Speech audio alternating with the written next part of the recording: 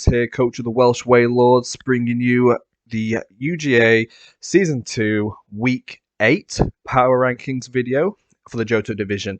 And this week, I'm partially joined by Bryan, of the coach of the Charlotte Beadrills. Are you right there, Bryan? What's up, everybody? And this time, we've got a special guest with us, Crizzle of the South Croydon Saws. Evening, everybody. So, yeah, I suppose we'll just jump into it a little bit. Again, this is another week that had a fewer matchups than typical due to some of the earlier drops in the season. But we're here. We've had an extra match played this week, actually. One of the matches that was due to be played in the makeup week 11, was played due to the Colossals having a bit of extra time from not having a match this week, and the Kamalas were more than eager to actually get a match underway after not playing for 2 weeks.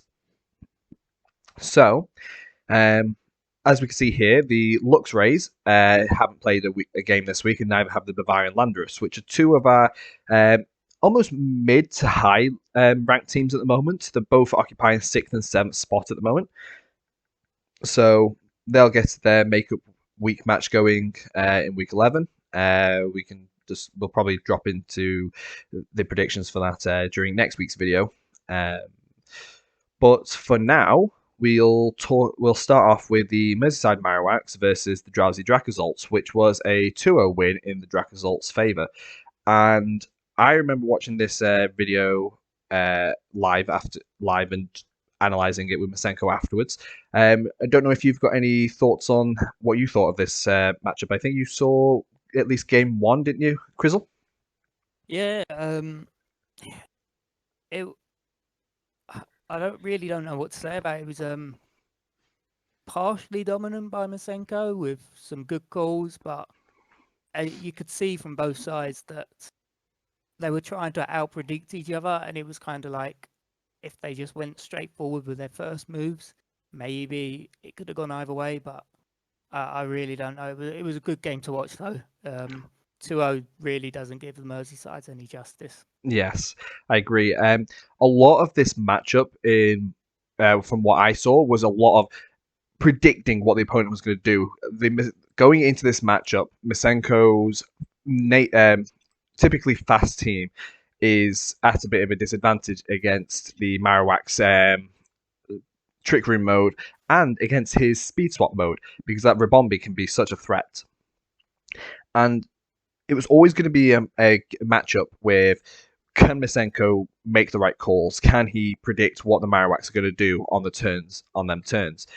I remember doing some practice matches with the Dracosalts, and honestly, that last year Rabombi was one of the biggest threats to what Masenko was planning to bring.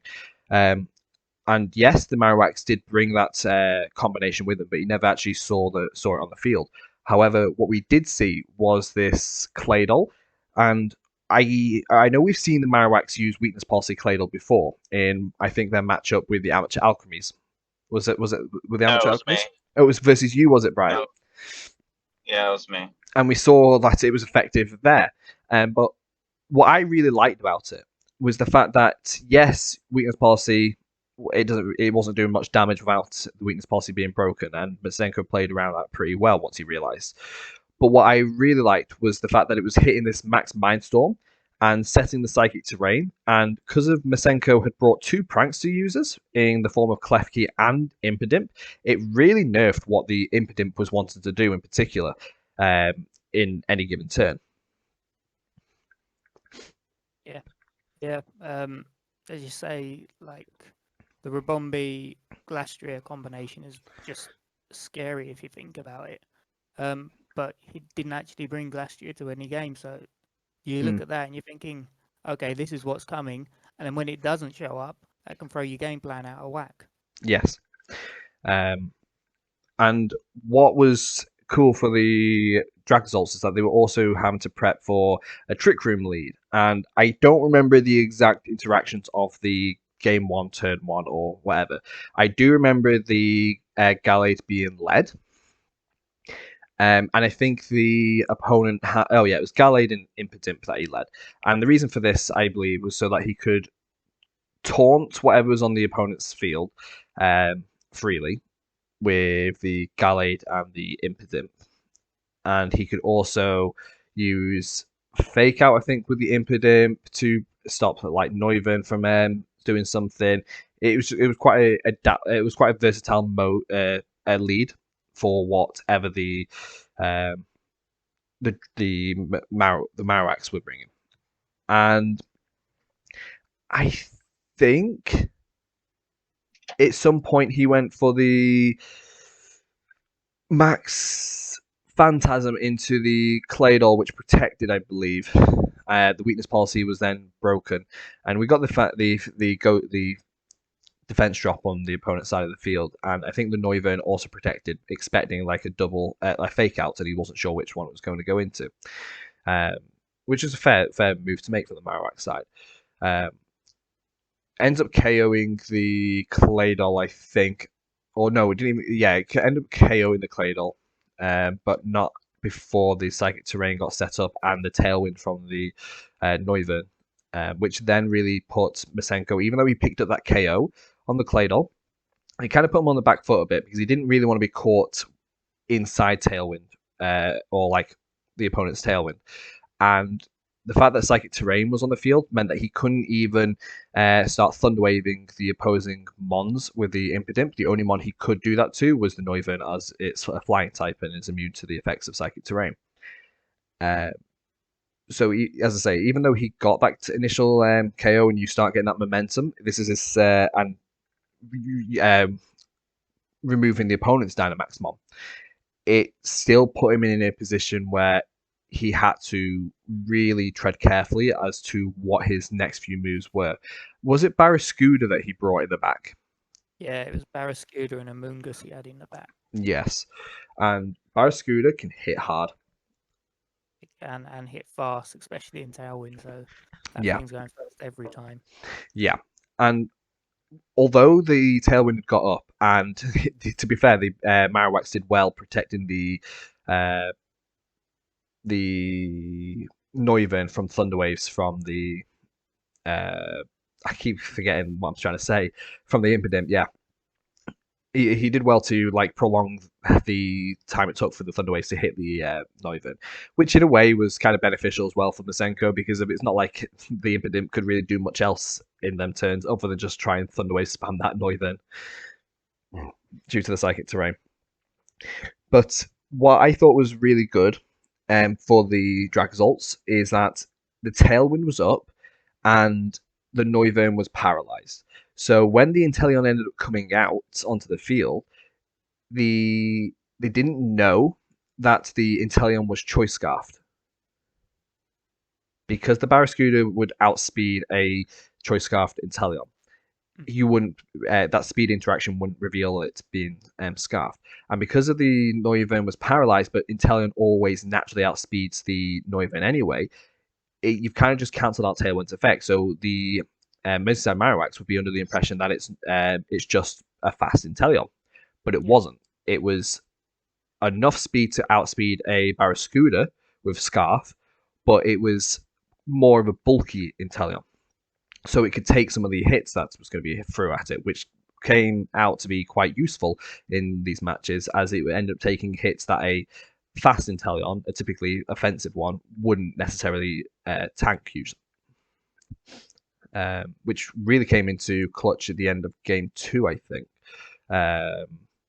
where it was the Inteleon versus a Claydol and Barraskewda, yeah. And I know I'm jumping a bit ahead of myself here, but at the end of game 2, this is where the Scarf still wasn't really revealed, but he was choiced into Dark Pulse, picks up the KO on the Barraskewda, and because of it was running a little bit of bulk, it managed to survive hits from like this Claydol without the weakness policy being broken, and then able to outspeed the Claydol and just pick up the KOs.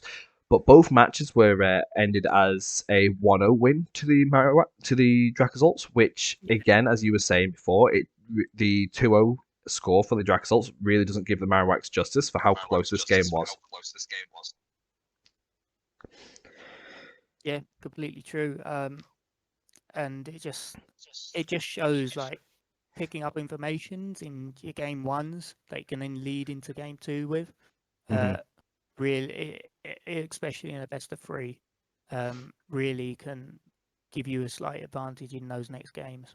Yeah.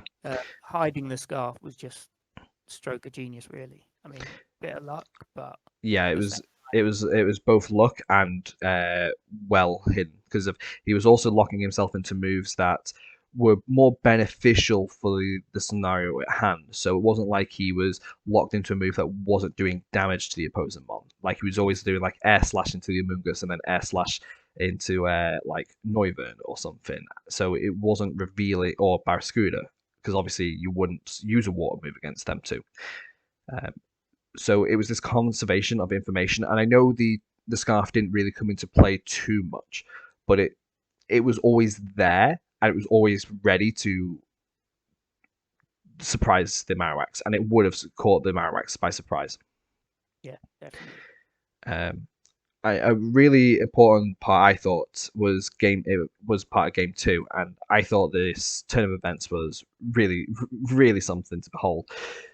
You have a Max Inteleon from the Dracozolt side versus a Max Claydol. And the Dracozolts were on their final turn of Max. They just set Max Geyser off onto the Claydol. They had also so to paint the picture, the Klefki used switcheroo into the weakness policy Claydol to remove the weakness policy from it so that he could max Geyser into the Claydol quite freely without worrying about a weakness policy boost being set off. So then he set Rain up. He'd already airstreamed with the Inteleon, so he was always he was at +1, but at the risk of that Barraskewda being Swift Swim, because obviously it can also run Propeller Tail, but there was no real reason for Propeller Tail to come to this matchup. So it was quite likely to be Swift Swim. And what I really liked about this next turn is that the Dracozolts recognized that this could be an issue because of even though the Inteleon was scarfed and it was at +1, it wouldn't outspeed a Swift Swim Barraskewda. So he predicts the opponent's going to use a Max Guard with the Claydol and goes for the Max Hailstorm into the Barraskewda, knowing that he could at least guarantee the hail comes into effect, even if the Barraskewda decides to protect that turn. And what I really liked is that the opponent also predicted that Misenko would target the Barraskewda expecting a Max Guard. So instead, he just goes out to attack. Which one might say is risky because the Claydol could have just get straight up KO'd there, but he was confident in Misenko's play and he predicted it right. So it was always this back and forth. It was this 1 step ahead, 2 step ahead, but then Misenko setting that hail was that 3rd step ahead. And in terms of like play, and it's not so much tech, but like just a good play and good getting yourself into a good end position. I think Misenko got into a better end position because it was so important to make sure that this Barraskewda wasn't going to be outspeeding for this end game. And because of that, Barraskewda could easily, if it was outspeeding, would have one-shot the Inteleon out of Max. Yeah. And Psychic Fangs into that Machamp after Psychic Terrain had been put on, which is the mon in the back, could easily have picked up the KO on the Machamp as well. So yes, the Max Hailstorm wasn't doing damage to the Barraskewda, but it was just this element of control that was exerted by the Dracozolts. The Marowaks, I think, played a great game, and I thought they predicted well. They did some good switch-ins. They didn't sack their Barraskewda, and they preserved their mons really well. Like the Amoonguss, trying to get into repositioning to where they want the Amoonguss on the field at the same time as the Barraskewda. It was difficult on both sides of the field.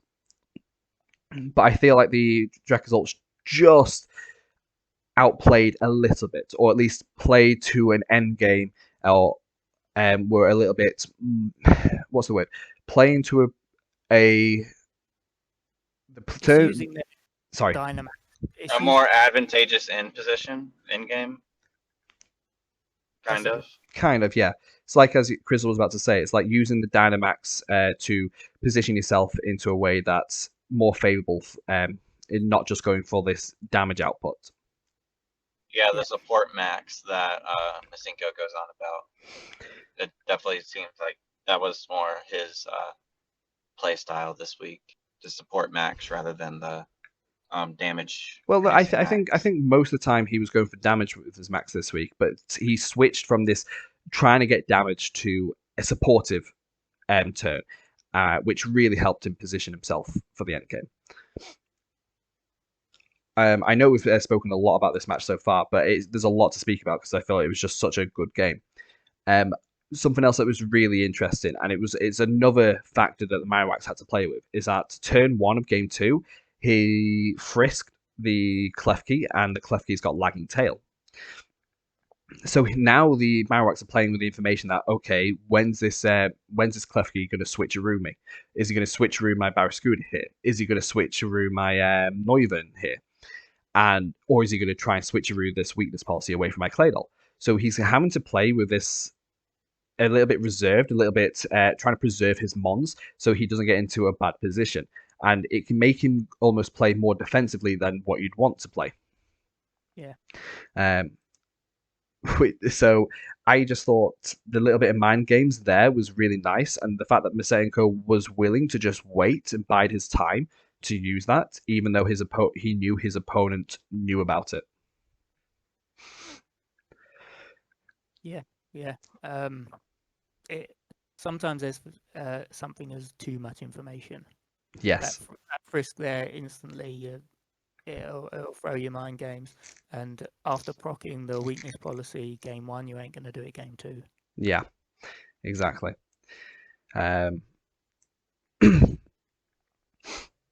Oh, sorry. So I think that ultimately sums up the game for that game. Like, I think it was a very close game, and I think the Chromals just managed to edge it out with a better reading of the opponent. Yeah, and using the information they picked up each game to Yes. Especially identifying the end of game win. Like, Yes. Hailstorm on Barraskewda, get it out of what is it? Rain. Mm-hmm. Ow. It's gonna hit hard, but you'll be able to hit it first. Yeah. And as you say, I think that was a game deciding turn, in my opinion. I think it demonstrates how well the Chromals are aware of their win conditions and how they want to play towards that win condition. Yeah. So yeah, it was a well fought win. Commiserations to the Marowaks. So we move on to the Chroma Colossals versus the Cardiff Kamalas, which, as I said at the start, was a match that was due to be taking place in week 11, but was pushed up to be played this week. So the Cardiff Kamalas actually make 2 appearances this week on our rankings, and good for them. As you can already see, they managed to win both games this week. But we'll start with the Colossals. Any opening thoughts on this matchup? So yeah, I mean the Colossals win the first game, and then Kamalas just seem to dominate. Just from the results alone, seem to dominate the last 2 games. 1-0, 3-0, 3-0. Yes. So, yeah. No, go ahead. No, I agree. So, my initial impression, Dr. Dave was saying throughout the entire time, every time he brought the Indeedee, it was one shot. And he was saying every time it got one shot, oh, Matrix is going to have a go at me for not running it focus sashed and this and that. I don't think it was necessarily needed to be focus sash. I see what he was trying to do. He was trying to get like this choice specs Indeedee to really pop off with damage, and it was doing decent damage. So, if he was running a supportive Indeedee, then yeah, I'd be like, yeah, you need the focus sash or something because of the amount of damage he's putting out. But I understand why it was specs, so just wanted to clear that out to start. But game 1 went really well for the Colossals, really well. I thought they played it near enough perfectly to what was in front of them. Getting that Slowpuff into a good positioning, and I'd say there was only like one turn where I felt like could have been a little bit different. I'm just trying to remember the exact turn of events, but he managed to position it well enough that I think it was that was it. So towards the end of turn game 1, he's got this Cinderace that's just come out of Max, I think it had, and it's against a Cryogonal and Colossal. And it was a running theme within this match, and this was the first time he'd seen that Icy Wind. I don't think he actually. Yeah, I think he did get to see it, but he didn't see it.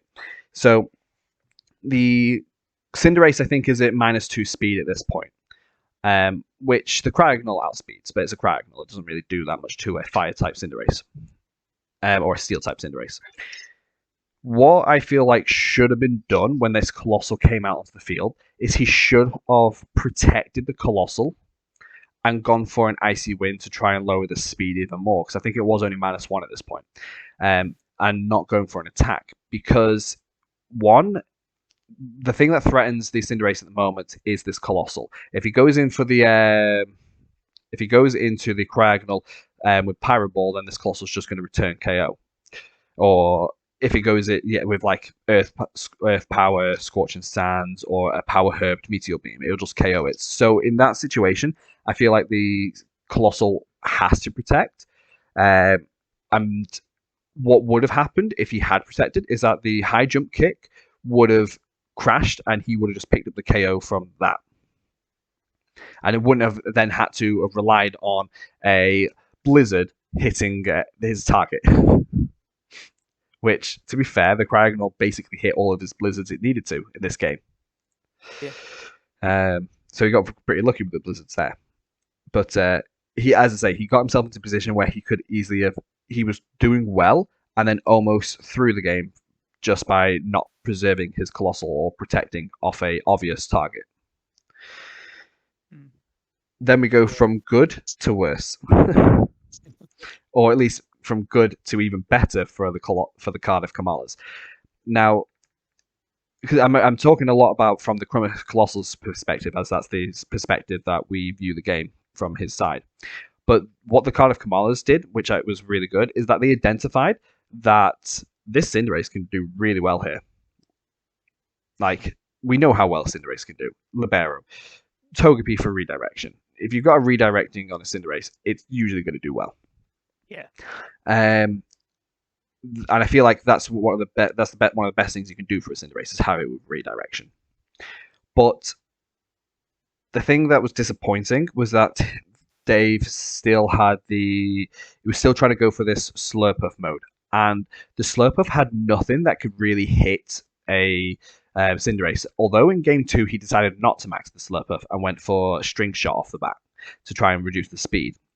The Slurpuff was this is the other thing. It's like if the Slurpuff had just had coverage for a Cinderace, like in the form of Flamethrower or Surf, and you'd say Flamethrower, well, Cinderace is a Fire type. Well, yeah, but every time the Cinderace wants to attack the Slurpuff, it's going to be using Steel Spike. Yeah. So poison. Yeah. Or well, yeah, but even then, if it's poison, then you've got Fire Move, which is still at least neutral into it. Every time this Cinderace is going to be hitting the Slurpuff, it's going to be either Fire, Steel, or Poison. And all three of those types resist Grass and Fairy, which is the only two attacking moves that this Weakness Policy offensive Slurpuff had. I feel like you didn't need to. He says he ran the Grass move on the Slurpuff for the Kabutops, but I feel like, honestly, Kabutops is so frail anyway, like, you probably would have got away with just running Fairy type move, and it would have done enough damage to not probably the KO, but 2-hit KO. Yeah. If you were worried about if you only wanted to run 2 offensive moves this week, is what I'm talking. But yeah, so it was kind of unfortunate that was the case for number 1. But number 2 is the positioning of the Colossal in the end game. So he'd got the String Shot off onto the Cinderace, but he brings the Colossal in at some point. I can't remember if it was his last mon or his second to last mon. And he maxes it and goes for the max guard. And I kind of feel like he should have just attacked that turn. And I think the reason for that is because because he still had the Indeedee on the field. The opponent doesn't know if it's still follow me redirection or not. So he's going to end up targeting with a move that's going to be doing damage to this Indeedee. And he knows he can one-shot it already because he's already one-shot it with it previously. So he knows it's not Focus Sash. So to me, it was a clear Max Darkness coming from the Cinderace there. And I feel like and I know the Togepi was redirecting, but I feel like if he was going to do anything, instead of max guarding, he should have just attacked. He would have got rid of that Togepi a turn earlier, and he would have got that Volcalift damage going a turn earlier. I'm not saying this would have won him the match. It's just an observation that I saw. I feel like his prep kind of let him down a little bit for this matchup, more so than the actual game itself. Because once the Kamalas realized what the opponent had, they were able to just bring mons and modes that were really beneficial for what Dave was trying to do. But yeah, so I feel like it was just that Max Guard was a little bit unnecessary that turn. It's just from what I believe. I can see why he was trying to do it though. And then from there, it ends up being like a bit of a white, just a clean sweep, or like a 3-1 sweep from the Cinderace. And then we go into game 3, and I actually liked what the Kamalas did here, to be honest, because they brought Dragapult up front with the Togepi for redirection. And I feel like they did this because of anticipating a Dragonite lead. I feel like the Dragonite, if it had the right coverage, could have done really well against the Cinderace, which you would expect that, okay, the Cinderace has been doing really well against the Colossals. How's the Colossals going to respond to it? How's the Colossals going to respond to it? Well, Dragonite's probably the best thing that they've got on the team that can. So bringing that Dragapult up front, which has clear body, so the speed can't be dropped, was, I think, really good. I think it was a good evaluation of what the opponent was going to do. However, the Colossals didn't do that. They stuck to their original strat, which is the Indeedee Misty Seed with a Slurpuff, which is fine, which is good for the Colossals. And I think the Colossals made the right first turn move. I think going for the Expanding Force, Dazzling Gleam is as good as they could have done that turn. Yeah, get some damage off. Yeah. Maybe he should have gone for the Max Phantasm Max Fairy into the Dragapult, but you kind of expect a helping hand from a follow me from the Togepi. So it is a hard call to make, because then you're also maxing this Slurpuff, and you know that in the back there's going to be the Cinderace and another mon that walls him. I think he ends up maxing Slurpuff anyway in the end. But as I say, I really liked what the Kamalas did in each of their games. The way that they responded to what the Colossals were bringing and how they were playing it was really good. It does upset me to see that they've thought that the Cinderace would be underspeeding a Colossal after a -2 speed drop, when the Cinderace could. It's a little bit risky because the Cinderace obviously could be running. Maybe it wouldn't be running max speed. Maybe it's at a point where if it was halved, it would underspeed a Colossal. But then you would have to be running a max timid Colossal, because of the max speed of a Colossal is 90. The max speed of a Cinderace is like 184, which is always faster than, even when halved, it's always faster than a Colossal. And that's a max speed. I talked to Colossal. Dave about that after I watched that, and I count it was like at -2, a max speed Jolly Cinderace was at like 94 speed. Exactly. So I just talked to him after that, considering I ran the string shot strat after against Bioptic. I ran the same strat. Yeah. Because he definitely needed a -3 for max speed timid Colossal to outspeed without a steam engine boost. Yeah, Exactly that. And I feel like that was a little bit like a bit of a blunder in his prep for this week, because obviously a lot of his prep revolved around lowering the Cinderace's speed or lowering the opponent's Venusaur speed, and he also made a mistake in like game 2 or 3 when the Venusaur moved before his Colossal, and he was like, "Oh yeah, I forgot I hadn't lowered the Venusaur speed." It almost seemed like he was getting a little bit flustered and a little bit rushed, and I think it might have been because of he'd played quite late that day. But yeah, it was unfortunate to see he such a strong opening game 1, but it the momentum just died down in game 2 and 3 as the Cardiff Kamalas found their footing in the game and responded really well to the threats that the Colossals brought. Yeah, best 2 out of 3s are really hard when it comes to like winning the first game, and you don't take that second game. There's a lot of added pressure. Mm-hmm. Yeah. I definitely feel that from time to time, and we can get into that later. Have you got any, so I know I find myself talking a lot there, but have you got anything else you want to add to that, Crizzle? No. I think we covered all points, so yeah, I'm happy with that one. So, I often find myself just going on tangents, so stop me if you have anything to add. No, you're very calming to listen to, Matrix. Trust me. Fair enough. So we move on from the first win of the week for the Kamalas onto the second win of the week, and I would say this is slightly even more impressive of a win, because we've already got the Kamalas are quite not. They've just come off from I think they're on like a 2. The score is 2-3 going into this week. Now it's 3-3, and they're going into this matchup against the Somerville Scraggies, which we've been ranking as the number 1 team, and I think deservedly so. Like their prep has been good when they don't make mistakes in it, and the execution of the game plan has been basically flawless at times.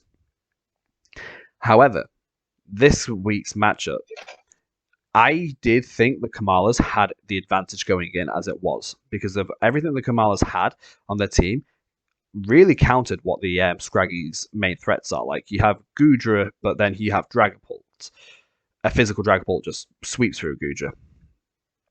You've got Venusaur on the Kamalas team, which can do damage to Regirock. You've got the Cinderace that does damage to the Cobalion and the Serena, and the Dracloak does bad. The Togekiss is probably his best bet against him, but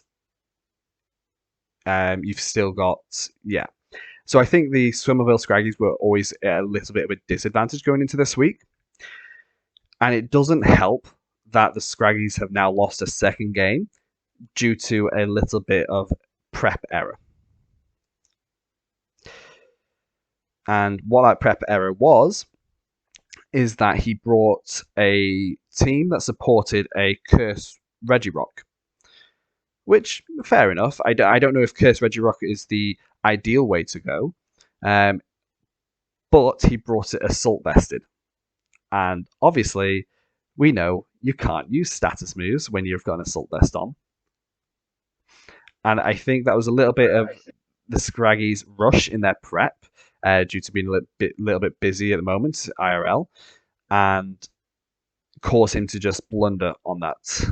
And it kind of, I don't know if it really cost him the games, because we never got to see the games in action, so we won't have as much to say about it. But it's the second time that they've not checked their team to make sure it makes sense. And they paid for it. Yeah.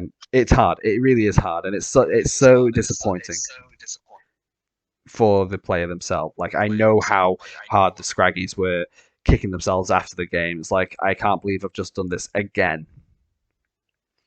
But that's not to take away from how well the Cardiff Kamalas played. They still played a really good game, from what I hear.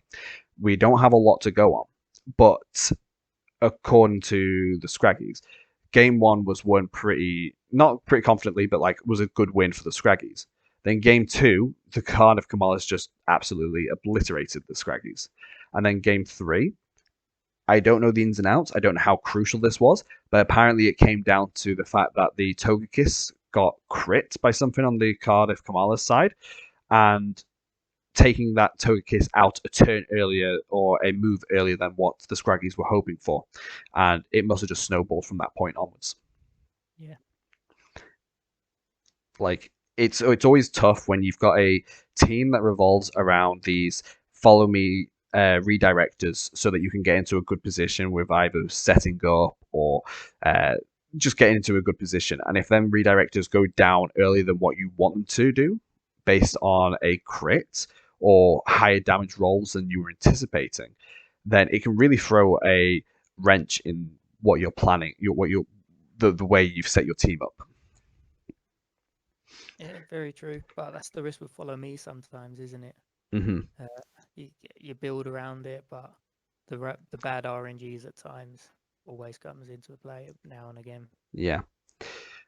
Something I like to do when I face certain follow me users, I don't do it in this UGA league, but in some of the other leagues I've been playing in, I use my way of getting around some of these follow me redirectors, such as Clefairy, Clefable, Togepi, Togetic, Togekiss. A lot of the times, they will run Berry, and it's really fun bringing Magneton and just bringing it with like choice specs, with helping hand, and just using Steel Beam just to nuke the follow me redirectors. And basically it's KOing them all the time, like one shot. And that's been really fun to do, I'm not gonna lie. It's really satisfying watching those bulky redirectors, even with the Babry Berry, just get one shot. I usually go for spread attacks on them, but that doesn't always work. Yes.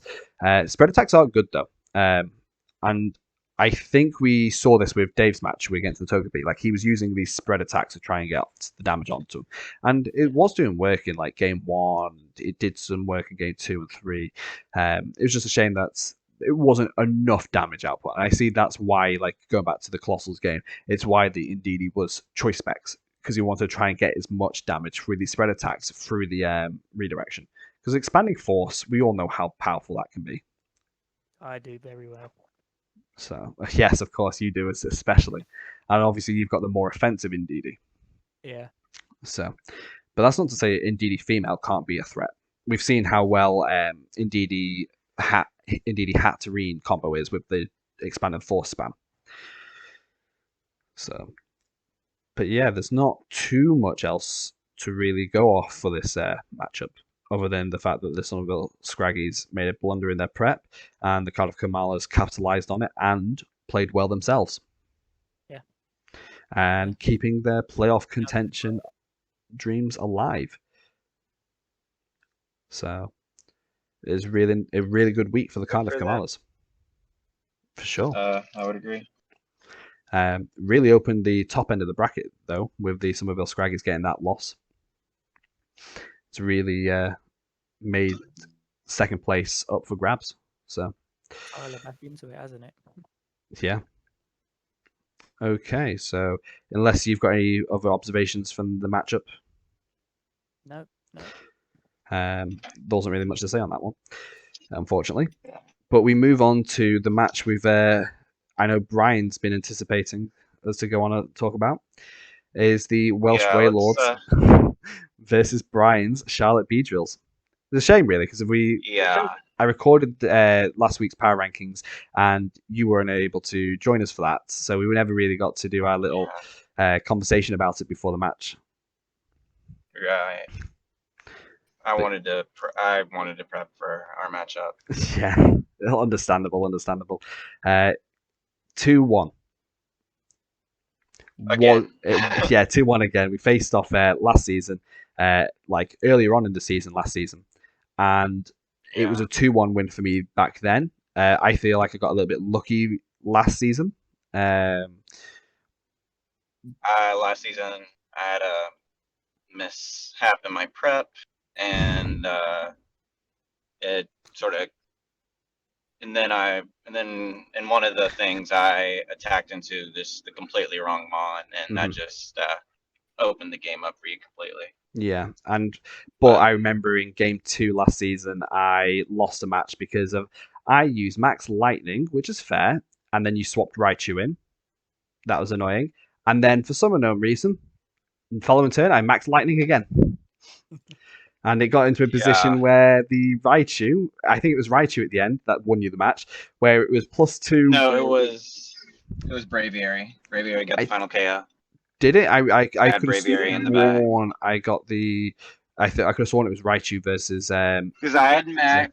I don't know why we're talking about last season, but I maxed Mr. Rhyme I remember that game, and I didn't put the Dynamax candies on it. I remember that. Because it was like the first matchup that Mr. Rhyme came to. Yeah. I remember the. Raichu was on the field twice, and then I either it was because I remember Brave Birding with it was either Raichu or Braviary who got the final KO. Because now I'm remembering Volt Switch. Exactly. It was that.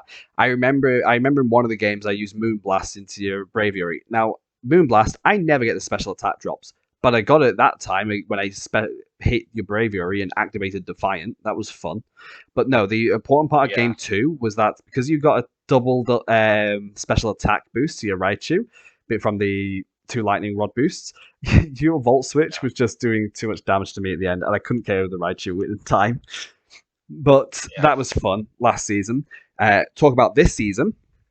So it was basically a battle of sand versus hail. Yeah. The sand and snow. It's not a very common matchup.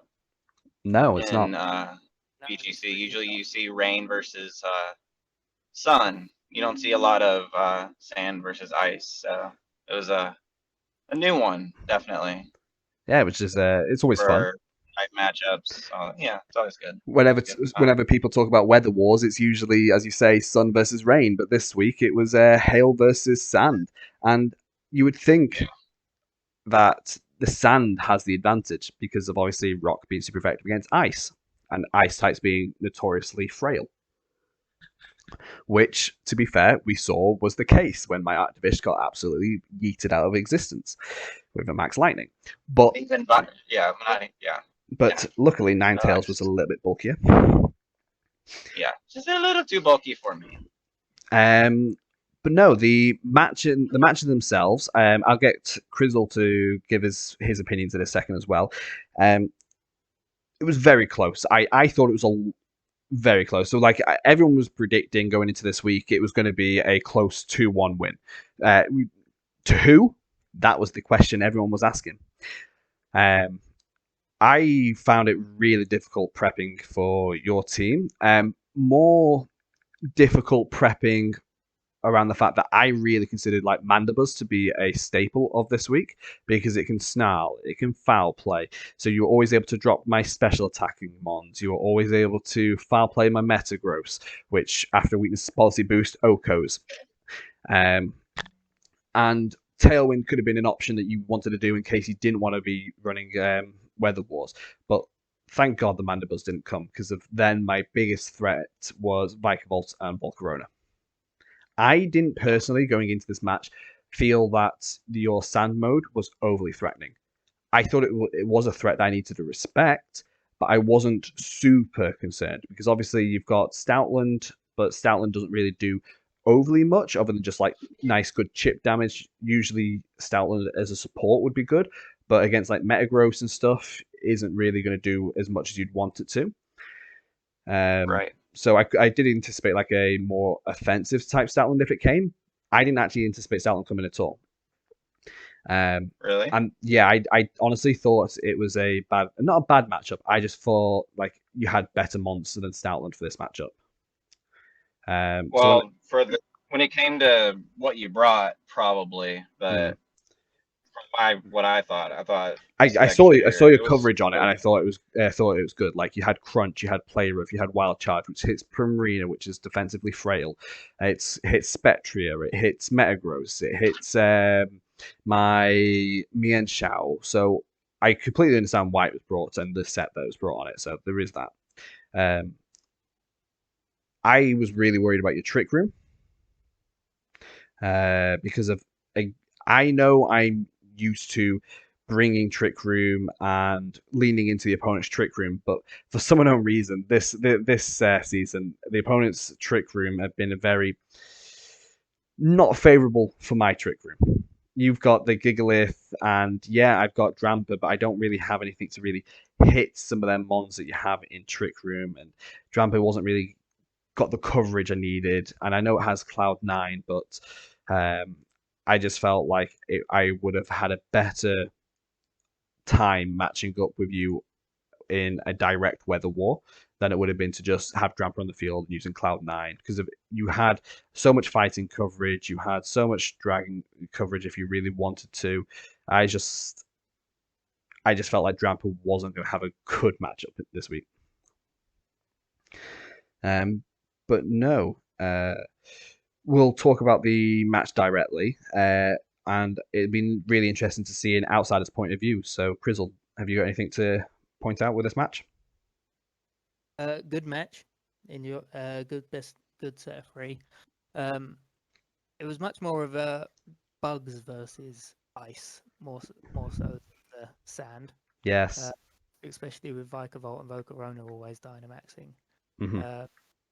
But yeah, not much to say at the moment. But if we go by game, I guess. Yeah, that's fine. Just gonna 3, 2, 1, stop. I just want to stop for a second. I'm gonna pause. Was bringing Moltres to this matchup.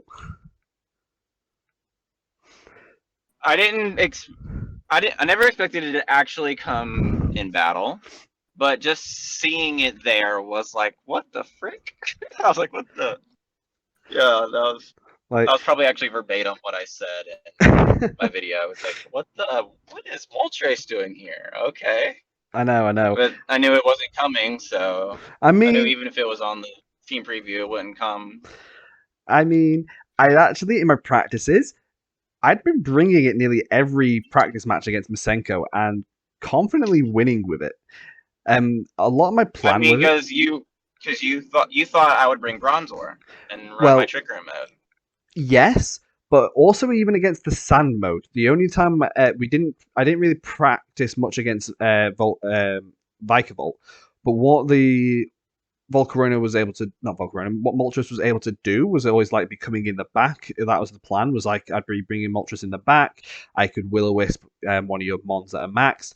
Moltres always outspeeds your Excadrill if you were running a decently sped mon, not as fast as what you were bringing. Like, so it would have been bad in this matchup because if you actually invested more speed than I anticipated. It actually turned out that my Moltres was 1 base speed lower than your Excadrill. But that wasn't obviously the reason I invested so much speed into it, but it was just the reason I invested so much speed in it because I wanted it to still outspeed your Spectrier at -1 in the sand. Which makes sense because if I went for Bulldoze. And it didn't come. A lot of the speed investments I had this week were based on outspeeding something at -1. Yeah. Because I was expecting Bulldoze stuff from Spectrier, not necessarily Icy Wind stuff from Ninetales. So yeah, or Rock Tomb from Mienshao. Right, exactly. Yeah, and what was really interesting, the whole reason for Moltres, there was basically 2 jobs it had. One, Oko the Bronzor if it's not heat proof, which I don't think you would ever brought heat proof because you were never going to expect Moltres to come.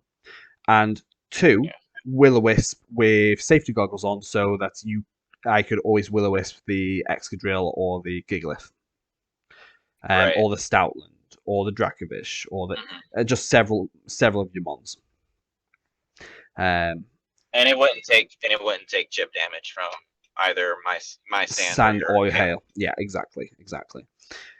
Which is similar to what your Volcarona was, and you didn't actually bring Rage Powder on the Volcarona. So when I saw the matchup that you hadn't got Bronzor, I felt pretty confident that I didn't need to bring Moltres. So I was quite happy with just leaving it on the bench for pretty much every game. And I did bring Fungus with me, more as of a Philemon. Like, sometimes if I'm not sure what mon to bring, I like to just put Fungus on the team, because if I do decide to lead it, it's gonna do well. Sometimes. But it wouldn't I don't think it would have in my matchup necessarily. I don't think it would have done as well as I wanted it to in your matchup, no, because if you had, I wouldn't be able to redirect that flame charge if you had gone for that. Yeah. And I didn't bring Spore expecting you to have Alchemy for the Sweet Veil. So I was kind of locked into the 4 Mons I was bringing each game against you. I will admit my prep for you wasn't as in depth as some of my previous weeks. Like when I went against you, Crizzle, I had really in-depth prep. When I went against Bioptic, I had really in-depth prep. When I went against Bryan, my prep was a bit more like, Hale does all right. Let's build a team around Hale. Which was risky. And so it's the opposite for me. I put a lot of prep into this matchup, and I got a little unlucky. I don't know if it was necessarily bad prep or... I don't think... No, I think your prep was really good, and I thought your plays were even better. What were you trying to say there, Crizzle? Said taking Ice and Hail up against the Gigalith is always risky. Yeah. Especially if the Trick Room came, because that thing be going first all the time. And yeah, and that's exactly why I had Moltres. to make sure I didn't go Trick Room is because, well, we said this earlier before the podcast, but you're very notorious for playing within people's Trick Rooms. Mm-hmm.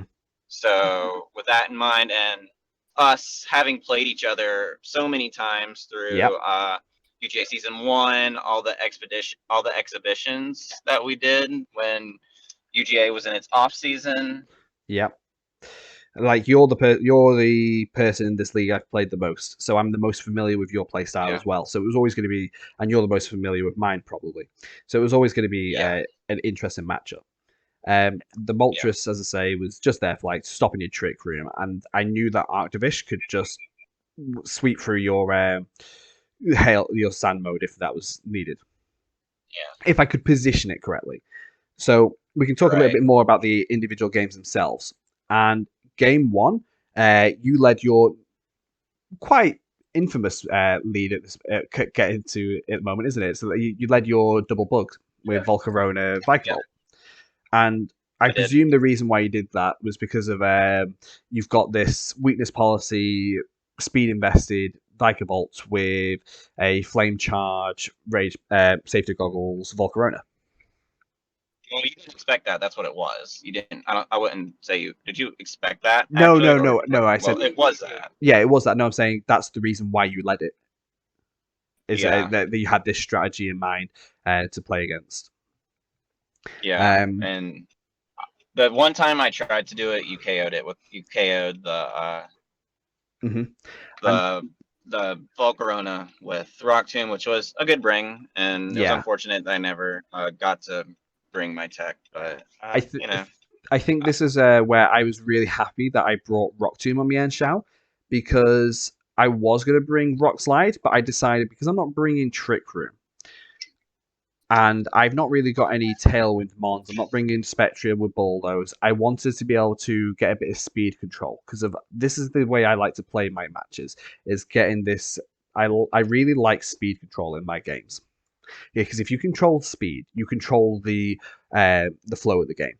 That's what I believe. Yeah. And having Mian Shao with Rock Tomb, single target rock move in this scenario, always guaranteed a KO on a non-sashed Volcarona. And because Mian Shao outspeeds your entire team, it was pretty safe to be using. If I'd brought Rock Slide, however, yes, I would have KO'd the Volcarona, but I would have activated your weakness policy for you. So I didn't know the weakness policy. That was just a lucky side effect of the prep that I brought. I was quite confident with my Metagross lead. Like usually I've been bringing Metagross in the back, and I was always a little bit worried about your Volcarona being a offensive Volcarona with like max flares, and that was always a bit of a worry. But this game 1, you went for the double protect, and I presume that was because you wanted to protect against any potential fake outs. And you also don't necessarily associate my playstyle with maxing off turn 1.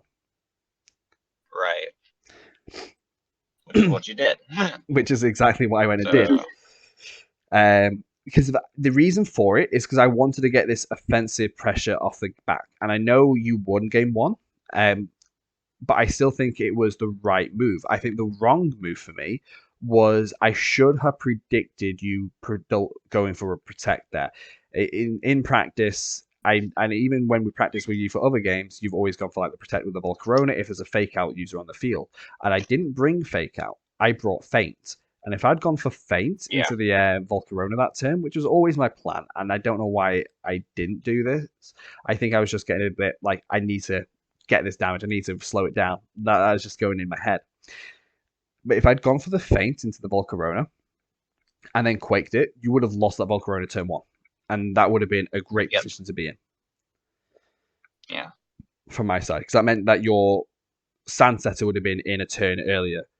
And that means that I could get my Hail Setter in a turn after your Sand Setter. And it would have been a little bit easier to maintain the Weather Wars so that I could have had Arctivish come in at a better time.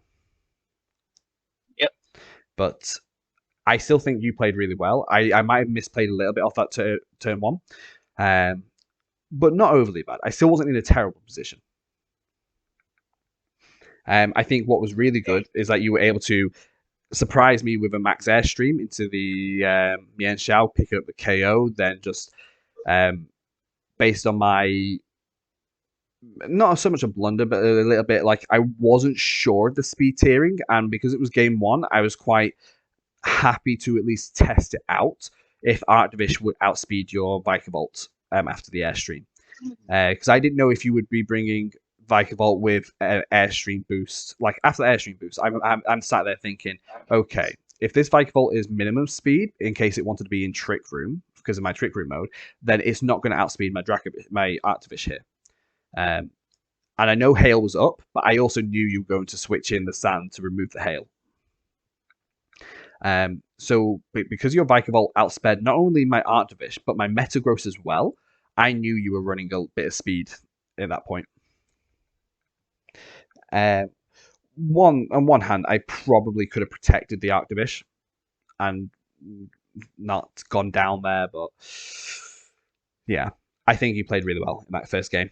You got just snowballing through my Mons, and then Metagross does well against your team, but it got into a position where Excadrill and the Vikavolt were able to just double up onto the Metagross, and I wasn't doing enough damage to KO the Excadrill or the Vikavolt, and maybe there was a turn where I should have not. I predicted a protect an Excadrill that never came, and so it just sealed the deal for you. Like, you played well there. Any thoughts that you want to add to that, you two? I probably, I think even in game one, I had misplayed a little bit. Definitely the mud shot instead of Thunderbolt. just thunderbolting into it. But I don't know. I think it also was good for you because of thinking about it. Like, you were already in a good position. The information I needed Exactly. for games 2 and 3. That yes, it was weakness policy. But maybe I could have had a better differential in the game one if I had just thunderbolted instead. I don't know. I think in that position, like, you were already like in a pretty advantageous position. So and I it think was that game one was I made it a lot closer than it needed to be. That's for sure. Yeah, and the same could be said for me though as well. Like, yeah, but the mud shot I think was fair because of thinking about it now. Like, if you want to scout for information, you're pretty free to just do that. You were pretty free. Like, Excadrill was already pretty low anyway. Vikavolt was already going to die to a hit, so getting me to +2 was making no difference at that point. Yeah. So it was good to try and find out, well, am I weakness policy? I think that was a good play. It gives you that information ready for the game 2 and 3. Yeah. So That's what it's about. yeah, exactly. Mm-hmm. And that's the same reason why I was quite happy sacking my Arctivish in that game, because of it allowed me to find out the speed tier of your Vikavolt. It was like, yes, I might lose it here, but I find out information. Right. I mean, it was unfavorable and it definitely put me in a bad position. But I in the grand scheme, I was happy I found that out because in games 2 and 3, I knew not to bring Arctivish out and to try and slow you down a bit more. Mm-hmm. Yeah. So on that note, we move from game 1 and you win that pretty well, or at least it was a good win. We move on to game 2, and I keep the same lead. I keep the same lead for all 3 games. As we'd said before, I was kind of just sandwiched into bringing the same 4 mons each game. Yeah. And I hadn't. That's something I hadn't really picked up on yet. I thought there was just something that at least Fungus could do. And normally I'm used to, if I take a game 1, they usually change up their game plan. That's usually what happens when I take a game 1. So I kind of change it up a little bit. I still bring the super effective Mon into it for the Mean Chow, because even though I bring Stoutland that has Play Rough. Yeah. And so your Mean Chow has Fairy Berry. I have no idea what it's called. Roselia. We'll just call it Fairy Berry. Roselli, whatever it's called. Yeah, it has that berry. So and it still does a respectable about 75% to it. Mm-hmm. But this is again another misplay by me, sort of. This kind of reminds me of my play against Dark Lords when something very key came out when I was about to KO it. Even though it was pretty fair to predict that it would be swapped out, and there's just a lot of things in game 2 I didn't really do very well. I'm one of my hardest critics when it comes to these kind of things. So I think you played pretty well, to be honest. You went for the double protect turn 1 again, which is again I didn't know you had protect on the Stoutland, so I wouldn't know to feint that slot. I could have feinted the Vikavolt slot, the Volcarona slot even, and gone for a Stomp Tantrum or whatever there again. So it was another missed opportunity for me there. But instead of doubling into that mon, coach into Metagross. I felt it was pretty free to just coach. I'm very aware that I know we're playing the Series 7 meta, but I know in Series 8 what we just came out of, if Mean Chow was there, it was primarily coaching into something. Yes. So I knew I was going every time I saw Metagross and Mean Chow, I was like coaching. He's at some point he's going to coach into Metagross. Yes. And this was the turn that you did. Yeah. This was the game that I felt like it was pretty safe there because your lead wasn't as overly threatening. You had already revealed that you were planning to max Vikavolt given the situation of a Vikavolt versus Volcarona. So I was pretty confident you weren't going to max Volcarona turn 1. So I felt like I could just coaching into it, try and get a hit off on that Stoutland without wasting my max straight away. Right. So this is the game I decided to preserve my max. Get myself into a decent position where I knew I could take a KO. And this is where it becomes interesting. Because you get to a point where you switch your Gigalith out, which is to preserve it to set Sandstorm.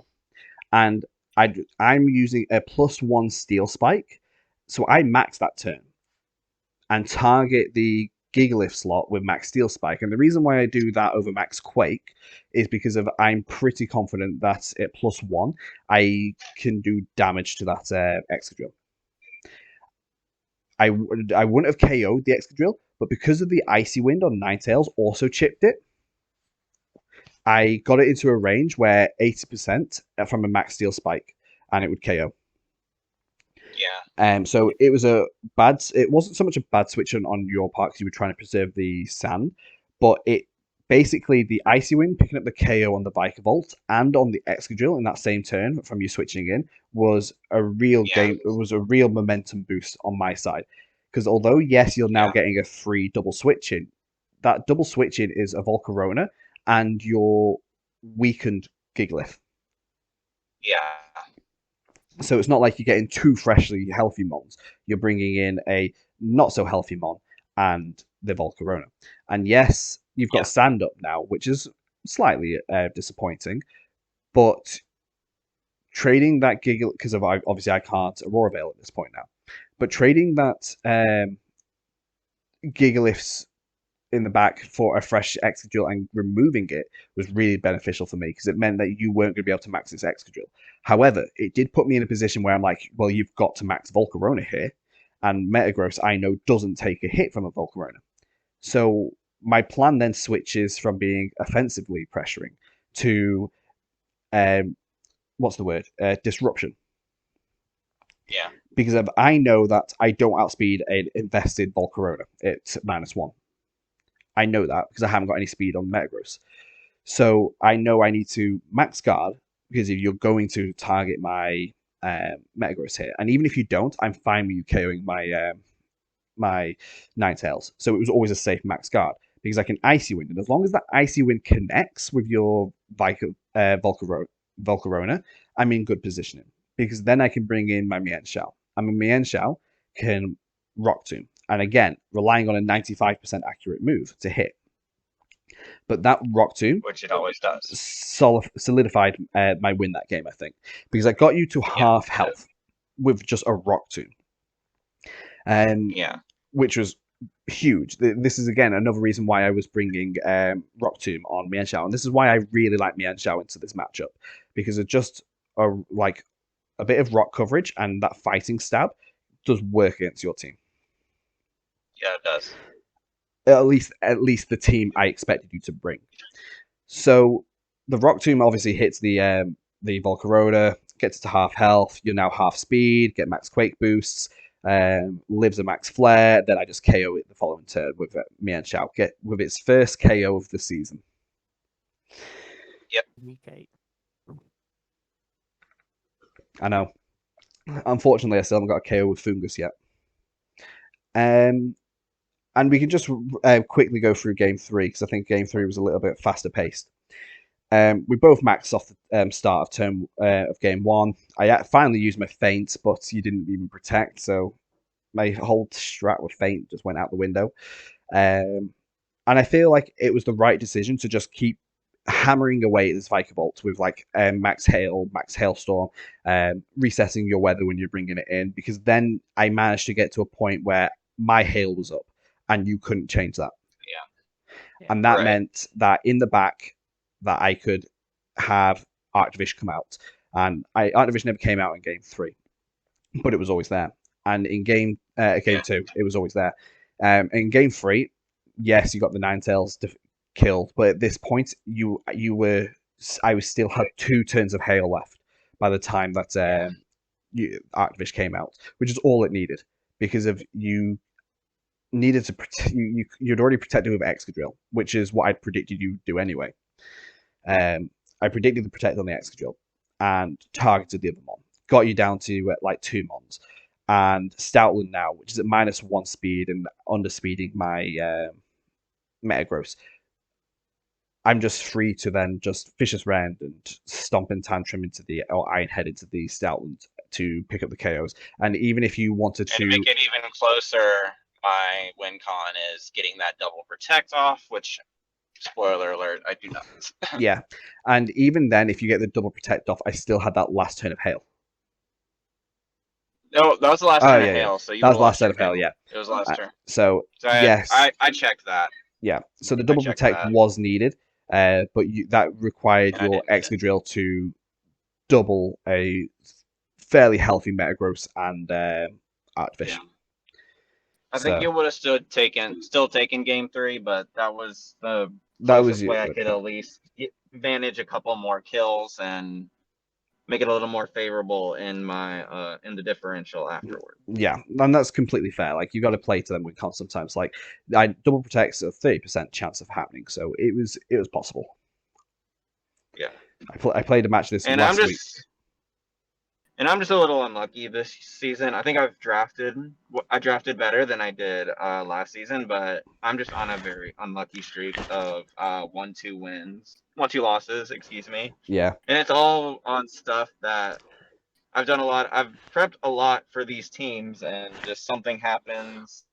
They bring something I'm not expecting. they're finally getting used to their team in the case of Dark Lords. Yeah. So I'm just a little tilted and a little I unlucky, but it is what it is. I'm I still having a good think time. that you're playing a So, lot better this season than you did last season. I think you've improved a lot. yeah, it's just I think my you've learned a lot. results. My results aren't. Yeah, I think your results are better. I think your results are better this season than last season. Even though you're pretty much like your similar record at the moment.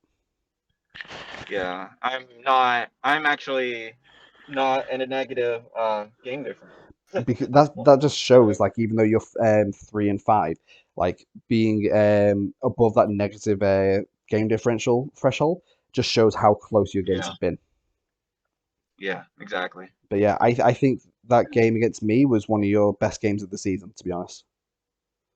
Appreciate that. And it definitely, I remember playing it and I was thinking, what do I do here? What do I do here? What do I do here? How do I win from this position? How am I going to preserve for this end game? And it really made me think. It really had to make me think and preserve my mons, like switching out the Mien Shao game 2 because I knew that Volcarona was going to be a threat in the end. And stuff like that. So I thought I played relatively well. I thought it was one of my better played games of the season as well, with few mistakes. Yeah, So one of those 1-2 games where you just feel drained at the end of it, whether you win or lose. I honestly, like, after it, usually I'm really like all hyped and buzzed, but after that game, my mind was just a blur. Like I was just thinking, what's just happened? But as an outsider to the match, do you have any thoughts on that, Crizzle, that you'd like to add? I know I've been speaking again for a long time. So good. Yeah, just from looking at the team preview, like looking at each team, personally, if I was Bryan, I'd be thinking, okay, I'm bringing Gigalith to this game because it hits 3 Mons super effective damage. Fair enough, you were never bringing the Moltres, but still, that's the 2 ice types. And from your perspective, you bought the right 4 every game. I mean, what's Fungus really going to do? Just divert something, maybe? Would have been interesting to see him bring Cradilly out. And it wouldn't really actually divert a lot because I brought a lot of spread moves. Exactly, yeah. Yeah, I brought Heat Wave. All my rock types had Rock Slide. Yeah. It would only divert away technically Vikavolt, but I would just max Airstream or Air Slash into it anyway. That'd be down. So yeah. Just one of those things. And I was pretty confident that if you had brought your Trick Room core, I would have been fine. Yeah, I think you would have been as well. Like, that's kind of the reason why it didn't come. Right, exactly. I will say, though, it will surprise me that you didn't bring a steel move on Gigalith, like, for that Trick Room call. Like, I have a lot of Mons weak to steel. Or, like, obviously I've got 3 fairies. And it was just... Gigalith set. I'll proudly admit that I'm not running Gigalith very well in these matchups. Maybe I'm just not as familiar with it, or just unlucky in parts of my prep. I don't know. It's like the same thing with Dracovish. I'm not running either Dracovish or Gigalith very well, unfortunately. But it is what it is, I guess. It's been a weird season. But I'm definitely not someone who's trying to make excuses or gonna pout about it. I'm gonna try my best each week, and even though it is unfortunate that my results in the rankings aren't really showing it, the context of these battles are really showing my improvement. I'm happy with that. At least. What was it you were trying to say, Grizzle?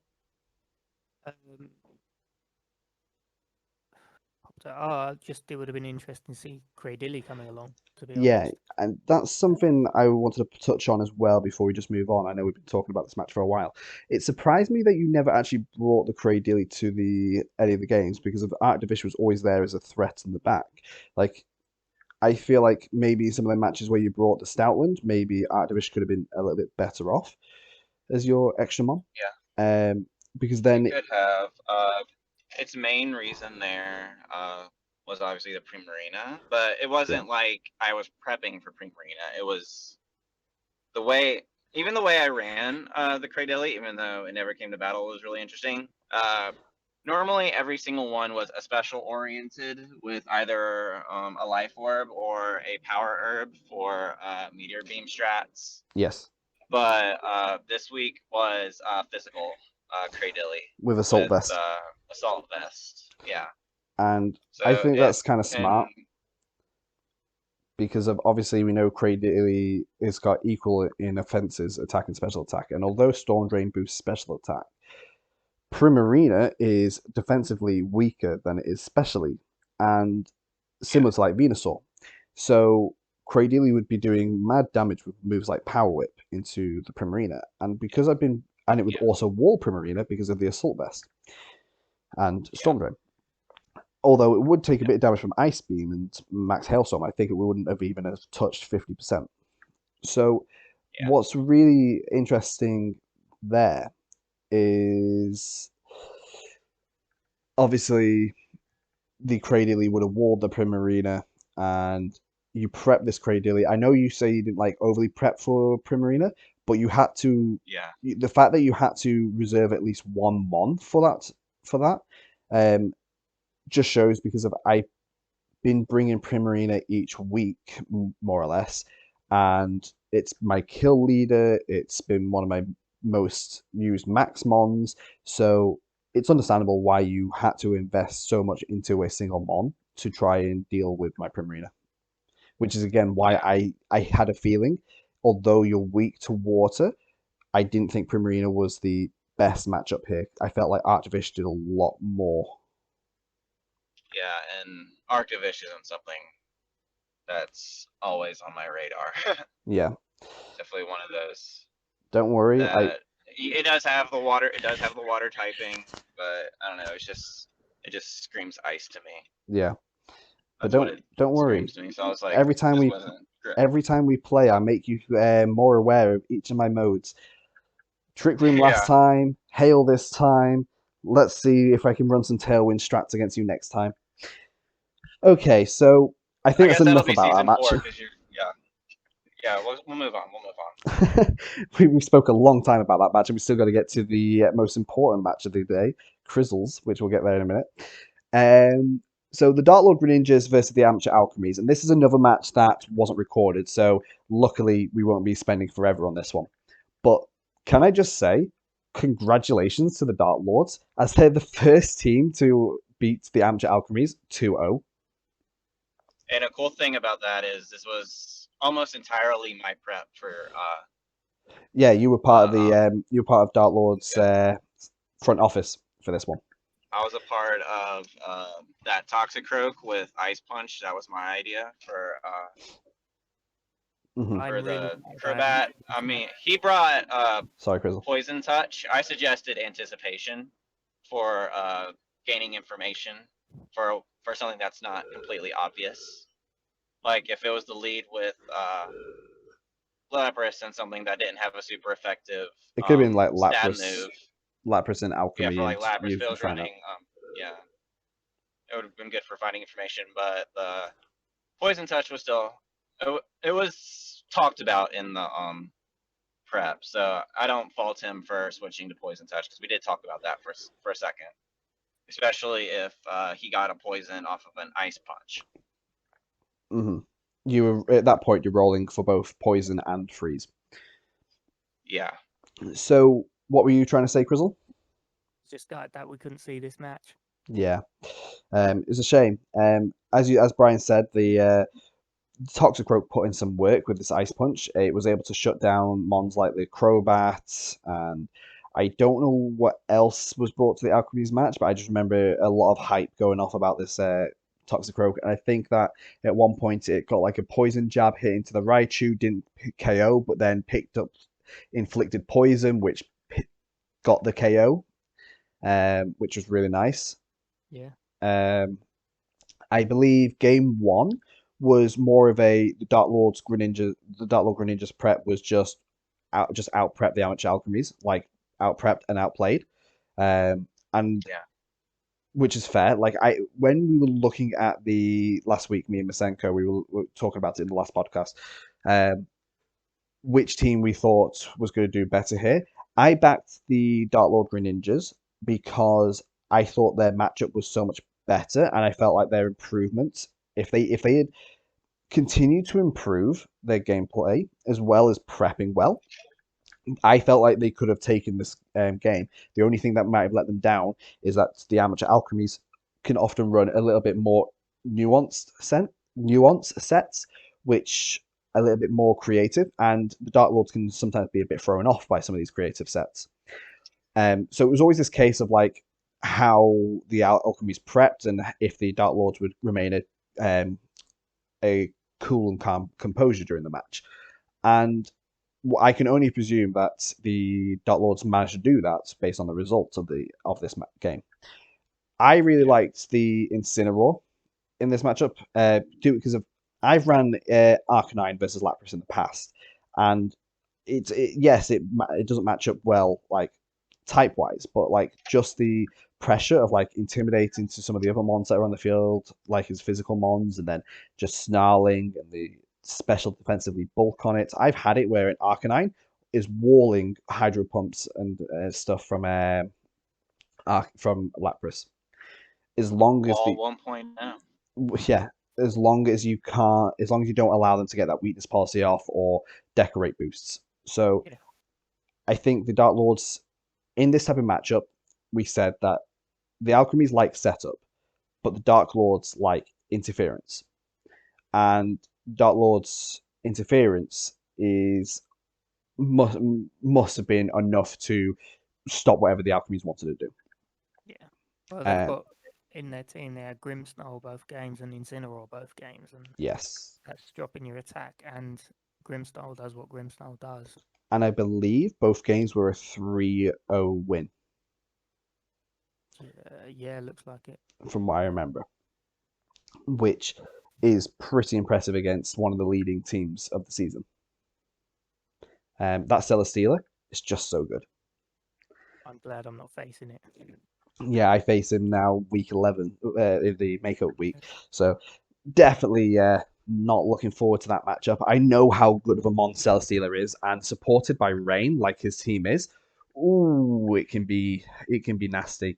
I think the only thing he's missing at this point in time is a Lightning Rod redirector, and then that Celesteela Fine. is so hard to take down. Especially in Dynamax. Yeah, I've got a lovely little Celesteela Rain core team in another league, and it's doing so well. Honestly, so I think the Dark Lord Greninja's team is really shored up in these last few weeks, and it's just so good. I think that he's playing really well as well. He's a quick learner. For his first draft league, he's doing really well and is taking everyone's advice and rolling with it and making good solid plays in the matches, and it's going really well. So isn't it really nice to see the development of him as a player? But getting more into the actual matchup at hand, I believe Game 2 was a little bit more RNG based, but I still think the Dark Lord Greninjas, based on the like a 3-0 win, it was still quite a confident win. I feel like the poisons were a little bit clutch on like the Raichu and stuff. I think there was a few Hydro Pump misses from the alchemies on their Lapras, which is a bit unfortunate, and some Thunder misses. But I think the alchemies call it statistically unlucky or something. I always forget what they call it. They don't say that they had bad luck or with RNG hacks or whatever. They say statistically unfavorable or something. Yeah, and that definitely seems to be Dragon's. They've had a lot of statistically favorable matches so far, so it's just might have balanced out a little bit in this game. They say RNG rolls around anyway, so Yeah, But no, they've had a really good season so far, the Alchemy. So like they can afford a loss here and there. This is only their second loss of the season. They're still pretty high up, and the Dark Lord Greninjas will take those every day of the week. I mean, this between the Kamalas and the Dark Lords this week, they're both just keeping their playoff chances alive, taking down two of the top players in the division. Maybe I'm biased that I really actually like Sam as a person, but I'm a really big fan of his team. No, He's no, done a fantastic job, and Samadell's great. He's been a fantastic addition to the UGA this season. Yeah, both him and the Marowaks, Ms. and Marowaks. I consider them as a little pair, obviously, because they know each other from outside. Because of a champ of the week. Yeah, Champ of the exactly. week and all. No, I really like the additions to the Johto division this season with the Chroma Colossals, the Cardiff Kamalas, of course yourself there, the South Croydon Saws, Funky, and the Bavarian Landorus. Even the London Lucarios, they're quiet, but it's been nicer.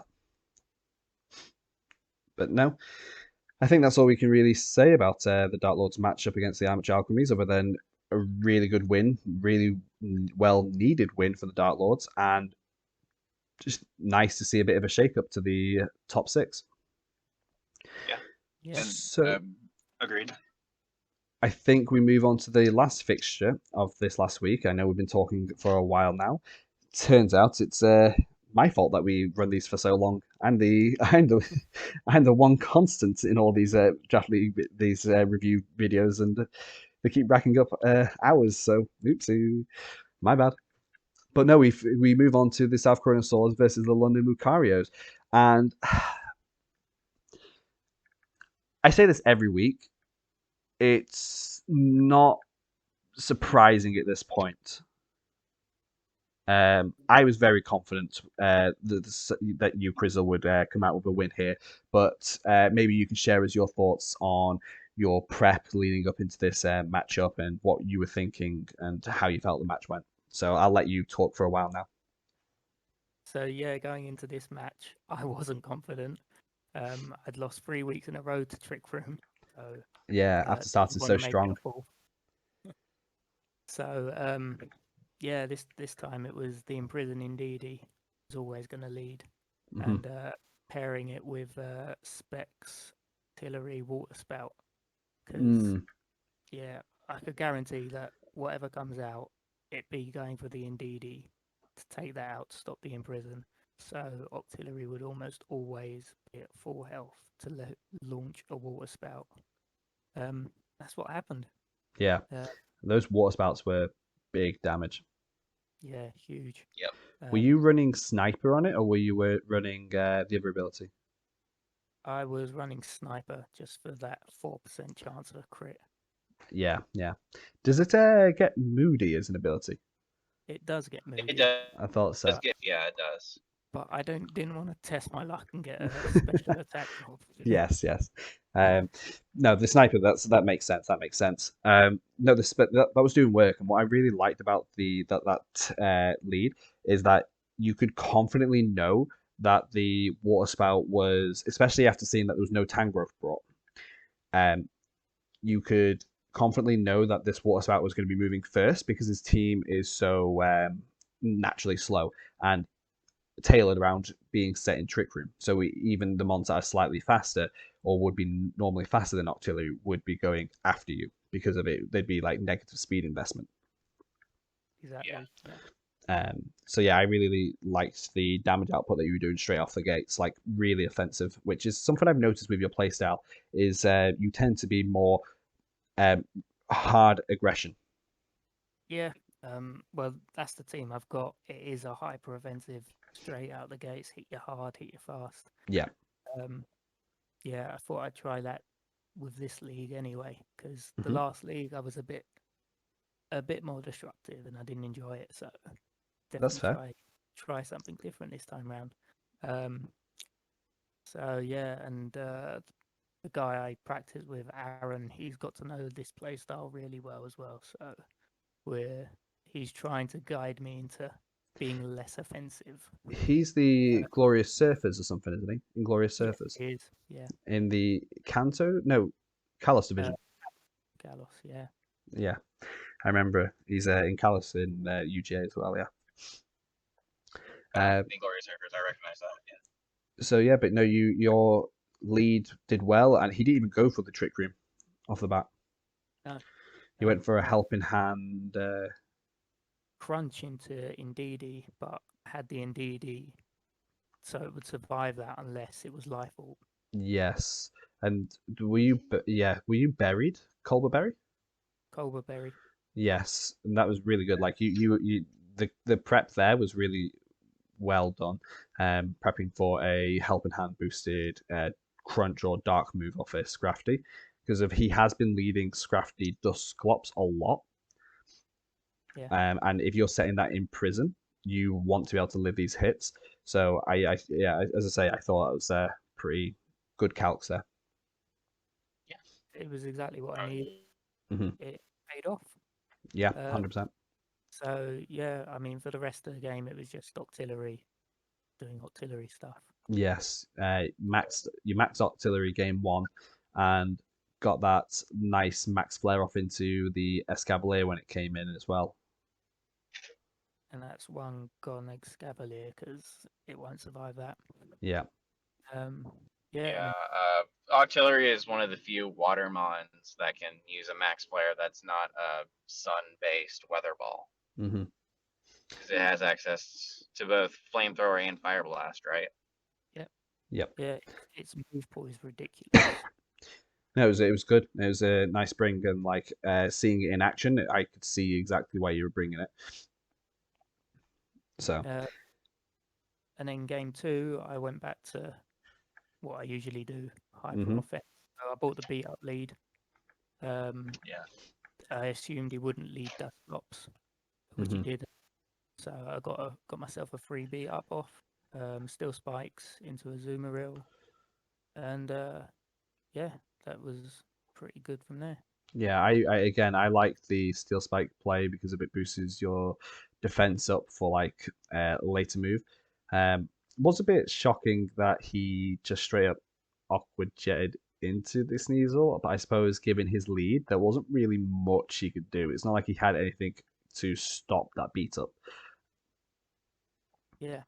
So I was really worried he would max Azumarill and go into Terrakion. Terrakion. That's kind of what I expected when when I was watching it. I was thinking the best play in my opinion here is to max Azumarill and max Geyser Terrakion and hope that your Azumarill is enough bulk that it can live a +3 Steel Spike. Yeah. That's exactly what I was thinking was going to happen. I was like, this is a bit risky now. Went for it and it paid off. And I think he maxed Scavalier in that game as well. No, no, I was wrong. He maxed Torkoal game 1. Yeah, Torkoal game 1. He maxed Escavalier tech game 2, yeah. Yeah. But Torkoal was like a pity max. It wasn't doing anything. Yeah, so but even then I had Octillery in the back to flamethrower. Yeah, no, I think you positioned yourself pretty well for what you brought, and it was a pretty, as I keep saying in these matchups, it was a comprehensive win.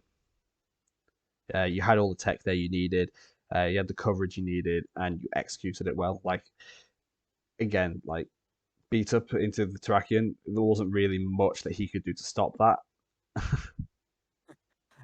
Yeah, in the end, 3 of my mons had taunt, and 1 had imprison. So yeah, I really didn't want Trick Room going up this week. No, exactly. I see that, and it helps that he has an imprisoned user, Trick Room user, who doesn't have a Roma Veil.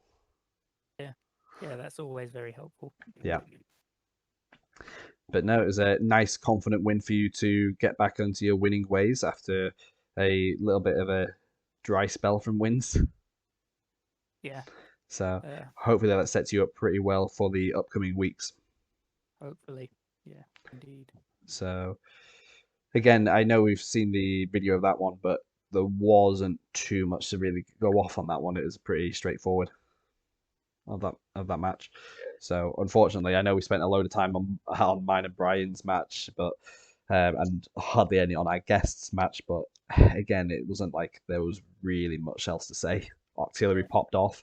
I do wish London Lucaris would go with the No, we don't need to. Tangrowth. Don't worry. No, we're not going to talk about this? Okay, fine.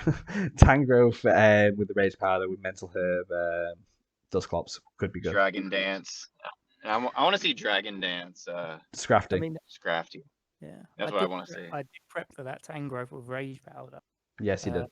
Sneasel out of the Yeah. Safety goggles. I mean, it's easy to prep for with Rage Powder. Unfortunately, having an item in the game that specifically counters Rage Powder, But I still like that I'd like to see something more. because If there needs to be something more.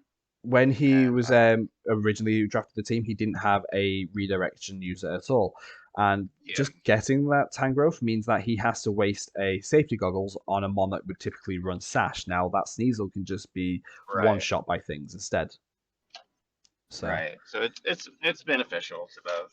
yeah, just a both shame that he sides. couldn't take full advantage of it. That's the upsetting thing. Right. But no, that wraps up the results for week 8.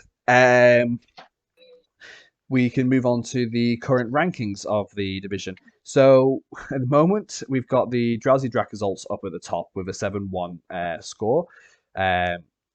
Then myself, and the Welsh Wailords have moved up into second with a 6-2 score, being the only team on 6 wins. However, the Amateur Alchemies and the Somerville Scraggies and the Southeast Luxrays are all in the top 6, but they still have a game in hand to play at the end of the season. So the Amateur Alchemies can easily move up above me. So it's not a true second, it's more of a temporary second. Where for the Somerville Scraggies, with a win, I still have a +3 differential, so I still am above the Somerville Scraggies. The South Croydon Saws are in 4th. Your win this week is just brought you up a slot, I think, just swapped you places with the Somerville Scraggies from last week. Wherefore, I've swapped places with the Amateur Alchemies. Nice, confident 5-3 win. Then the Somerville Scraggies are 5-2 at 5th, and the Southeast Luxrays, without playing a game this week, they're still sat in 6th. And the 7th place spot is actually the Bavarian Landers, which is another team that didn't play this week. So they've still got 2 games. They've still got a game in hand each. What's interesting here, though, is that now we're in week 8. We're coming to the last 2 weeks. You look at this top 6, and I can probably confidently say that we're looking at least 4 of the top 6 going through into playoffs here. I think at least 4 of these teams here in this current top 6 will be making their way to playoffs. And it's just a case of these next few weeks have got some big matchups that can really determine the overall placing of these teams. I think the only team that's basically guaranteed a spot in the playoffs at this point is the Drowsy Dracozols. I think 7-3 being the worst score he can be is a is guaranteed top 6 position, because I think top 6 is typically 6-4 is the cutoff, with maybe on a depending on how close all the games are and how like all the teams perform, a 5-5 can't break into that top 6. Which is something you're hoping for. Would be maybe for a weaker division or something like that. Maybe I don't know. I think for us, it has to be a 6-4 because how strong we are in the division. It does depend, because for all these teams who we've got, a lot of these teams have 3 games left to play. Amateur Alchemies, the Somerville Scraggies, the Southeast Luxrays, they can all go 5-5 or even lower, like 4-6. So there's still room for like some teams like yourself who's at 5 losses can still, if you win out the rest of the season, you can make it into playoffs. Especially you, Bryan, who's got such a good differential despite being lower on the actual record.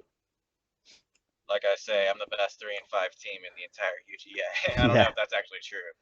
But no, it's still a good place. It's still, you're still not out of it yet. It does require a little bit more of, oh please, some people lose, some people win, but so it's a little bit less out of your control. But the thing that you need to be focused on in the next few weeks is just getting those wins to keep you to keep you in Yeah. it, which obviously you will be doing anyway. So no pressure. Yeah. But it's nice to see the South Chroma are, as I say, rising up again in ranks after the last 3 weeks of losses. So, congrats to you there, Crizzle. I don't feel like I'm clinging on anymore. Yes, yeah. Actually, you're pretty good position because you're 5-3, but with the 2 matches left to go, if you can win out at least one of them, you probably net yourself a position in the final 6. Yeah. I mean, So I've got a good differential at the moment as well. At yeah, +5. it's pretty decent. So here's hoping. Here is hoping. So last week's rankings was here, the Johto Division. We had the Scraggies at the top, Lucaris at the bottom. Pretty similar to previous weeks. However, this week we've had a bit of a shake-up. So this is where we've got them standing at the moment. I will start from the top and work myself down. I've started doing that now because of it's actually become a lot easier to rank the top than it has been able to rank the middle. And I think we've got to recognize that the Colossals being a 7-1 team, 2 weeks left to go, they kind of at this point are looking at the as to be the team to beat. Yep. They're a strong team. They've really shored up their draft since the initial drafting, with some good trades, and they've been producing really strong outings, really good controlled games. I still consider them on par with some of those Scraggies. The reason why I'm dropping the Somerville Scraggies is because of more of the fact that they're making mistakes in their prep that's leading to their losses. And prepping is still just as important as battling. Yeah. They're making silly little blunders like I know it's only happened twice, but those 2 times it's happened has been the downfall of his for the reason why he's lost. Yes. As a battler, I still think he's the strongest team. I think he still has some of the best prep, but it's these little mistakes he just needs to shore up. Like if he just does that another 2 times, say, then he could be looking at really dropping down. Yep. So I think 1 and 2 are fine to just talk about, like leave it that. With the wins from myself and the South Cronin Saws and the loss of the Amateur Alchemies, I basically decided that to just shift the 2 winners up and the Alchemies just drop down. Partially, in fact, that the Alchemies lost to a team that was quite lower ranked. It was quite a confident win as well for the Dark Lords, being a double 3-0 win. And being out prepped in that first game so confidently. So I think the Alchemies are still a good team. Still think they're going to be a hard team to beat for any of the future teams. They beat me, so I think 3rd through 5th is pretty much even. Like you could basically make an argument for either of the teams to be in either position. The South Corner Swords again have moved up because they started to get the nice wins again. Just swapping places from 5th into 4th. So this is where it gets a little bit more interesting. I've moved the Dark Lord Greninjas up into 6th from 10th. And the reason for this is because of such a confident win against one of the best teams in the division and good prep, good play. They've really come on as a player as we're getting towards this later end of the season. And they're making a lot better plays and more confident plays that I think merits their higher positioning this week. I think they could, if I'm to say who I expect to be making the top 6, I could see the way it's ranked at the moment as being our top 6. I agree. Yeah. As you say, Dark Lord has come along a long way since his first battle. I remember seeing that and thinking, oh, especially when he had the katana. Yes, dropping that for the Celesteela. such a threat. Yeah, it's chalk and cheese. Really is. It's Uh, it's so like that Celesteela pickup has it's such a good mod. Celesteela is so good, and I dislike Cartana, but I understood why he was doing Cartana originally, because of obviously the rain, and he thought the rain could help protect the Katana, but it's a Cartana. It's still so frail. yeah, any special attack and it's down. Exactly. Even So trading that Cartana out for the better Ultra Beast, in my opinion, if not the best Ultra Beast, Celesteela, means that his team just goes from like, good control, bit, but can be a little bit outdone on the offensive side, to, whoa, this team is serious. You gotta respect it. Yeah, exactly. And as a player, developing and playing better each week, he just will shoot up the rankings here, just based on the improvement alone. Yeah. Sorry. As I say, I'm glad I'm not facing him. Yes. So now we've got the 7th and 8th position, and I've kind of had to drop the Bavarian Landers and the Luxuries down one place just for the Dark Lord Greninjas to move up. I don't think there's much to really say about them moving places too much, because obviously they haven't played this week, so it's kind of unfair to move them too far down from not playing, because it's not their fault. I moved the the Cardiff Kamalas up to 9th. They were in 11th. They are now 9th. I do think they could be higher, because I feel like they're now starting to really come out as a team. Like they're really starting to show what their team can do. These last 2 weeks, getting them to this last 2 matches, beating the Somerville Scraggies, there's an argument to be made that the Cardiff Kamalas are actually above the Landorus and the Luxrays. But we're talking here, the 6th to 9th spot, they're all so close. Whereas whereas me and Zenko said last week that the Dark Lord Greninjas are kind of on the tail end of these top few, and I think it was the Bavarian Landorus were like at the top end. I feel like the Dark Lord Greninjas are now at a point where they are proving themselves to be a real top end competitor. The Cardiff Kamalas, I feel, are starting to do the same thing, as well as the Bavarian Landorus. Like the Bavarian Landorus have been doing that in the past few weeks as well, and I feel like if they had played this week, we would have seen that again. I feel 6th to 9th is pretty confident to leave it as it is. The Charlotte Beedrills are in 10th. It's unfortunate that I think they're still playing really well, like one of the best. They're playing a lot better than they did last season. They're having good, solid games, and they're just going to get a bit cut short of the results that they want to be getting and the results they deserve to be having. So I kind of have to leave them put them to 10th based on the record. Even though they are playing good games, I feel like you could argue the Cardiff Kamalas are still below them, but the fact that I feel like the Cardiff Kamalas have to just edge them out this week based on the 2 good wins they got this week, and they played 2 solid games.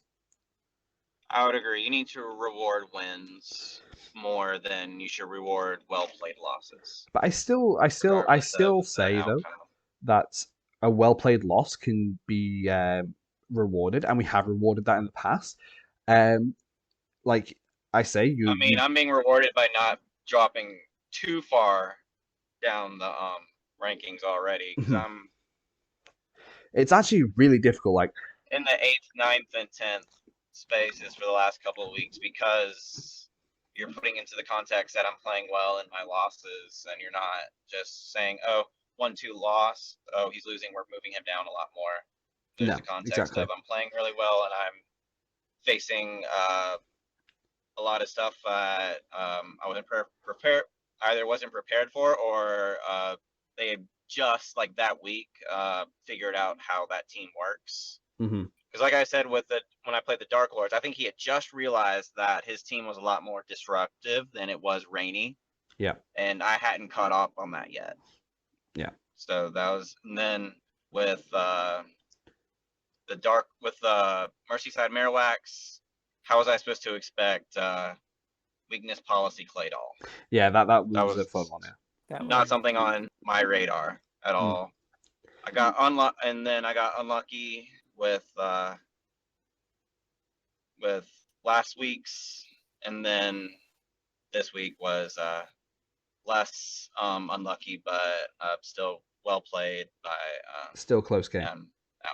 yeah, Yeah. just losing close matchups. And I think that's kind of why you just slightly edge out the Merseyside Marowaks for this week, because the Marowaks again took a loss this week, but although it was as close as what the Drakazolts, like, if not closer between the Drakazolts and the Marowaks, they just didn't manage to take a crucial set. Wherefore you dominated a win against me, and the Marowaks seem to just be they're almost there. They're at this point where they've got this good team. They're starting to bring the right prep. They're starting to play really well in the games and making good decisions. But they're just similar to yourself. They're just falling short of getting the results that they need. Yeah.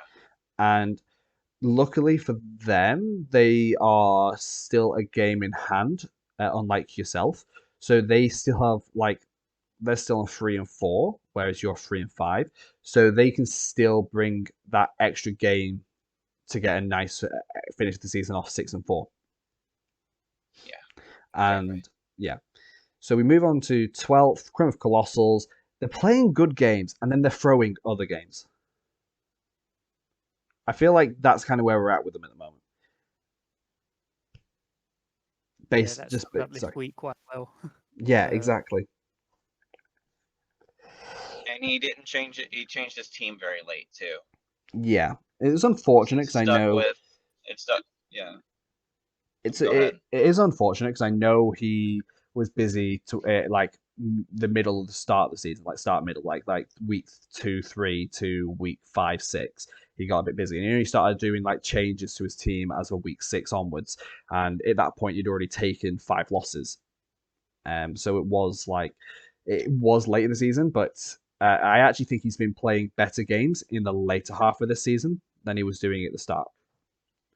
Oh, I agree 100%. So I'm hoping he can get another win this season. Because it's just nice after such a rough season as it's been, trying to get some wins would be really nice for him. And then we've got the London Lucario down in 13th. Just because, again, his kills, he's only got 9 kills, and we're on week 8. He's not taken a set, and they have lost every game. It's trying to find positive. I feel like he regressed a little bit this week compared to last couple of weeks. He was kind of innovating a little bit and trying different things and doing okay. And then I feel like this week he just got straight swept again. So this baton pass hone claws strat he's been trying out. I think something that disappointed me. Else a little different. Something that disappointed me was in game 1, he ally switched when you were just using spread moves. Yeah, it was a move I really didn't get, but yeah. I mean, there wasn't much else it could have done there, I suppose, other than maybe help in hand, or it's just little things like that. It's like I suspect it didn't have an attack. In that situation, if he was gonna go down to the spread water spout, why doesn't he just Nightshade or something? Yeah. It doesn't. If he gets KO'd, then a move isn't revealed, and there's still more you have to think about. He probably doesn't have an attack on it. Right. Which I think he needs to bring at least Nightshade to have some damage output on it. Yeah, maybe. Anyway, so that's the rankings for this week. I think it's kind of justified. But again, it's all subjective. It's just a bit of fun, to be honest. So yeah. I think that'll do for the division rankings for week 8. And we can move on to one of the final sections. I do want to just mention some of the trades. I think there was only 2 trades made last week, and that was by the Southeast Lux Rays. So they've traded away both their psychic types. So they've traded away the Meowstic, which is their prankster user, and they've traded away the Kadabra, one of the tier 4s. And by doing this, they've managed to reduce the points from spending 75 and 25 and got 2 tier 3s, which are worth 50. So he's ended up with Aggron and Rotom Fan. And I really like Rotom Fan as an addition to his team because, yes, he's slightly increasing the ice weakness, but he's also getting this Stab Electric, which is a nice type diversity. It's also got Will-O-Wisp. It's got Nasty Plot. It's got all the same bulk as what Rotom Wash and Rotom Heat have, which are all the way up in tier 1. Yet it has a more reliable attacking move in Air Slash, which can also flinch. So its secondary effect isn't even negative to the Pokemon using it. Although the Air Slash is a little bit weaker. And yes, it's a flying type with levitate ability. At least you don't have to worry about coughing or wheezing, matchups against coughing. Which I think he... Yeah, so... I don't know. I kind of like the Rotom Fan. I think Aggron's a decent addition as well. It gives him another offensive option. Aggron can be quite threatening when it's Choice Scarf. Like, it's one of those mons that can really upset you if it turns out to be Scarfed. Because you expect Aggron to be quite slow, and you think, oh yeah, I can just move before this, or a mon that's weak to Aggron will move before it, and then it's like, oh, what? Why did that die? So, I think Aggron's an interesting pick. Plus, he's got one of the best tailwinds in the game with Drifblim, like one of the most reliable.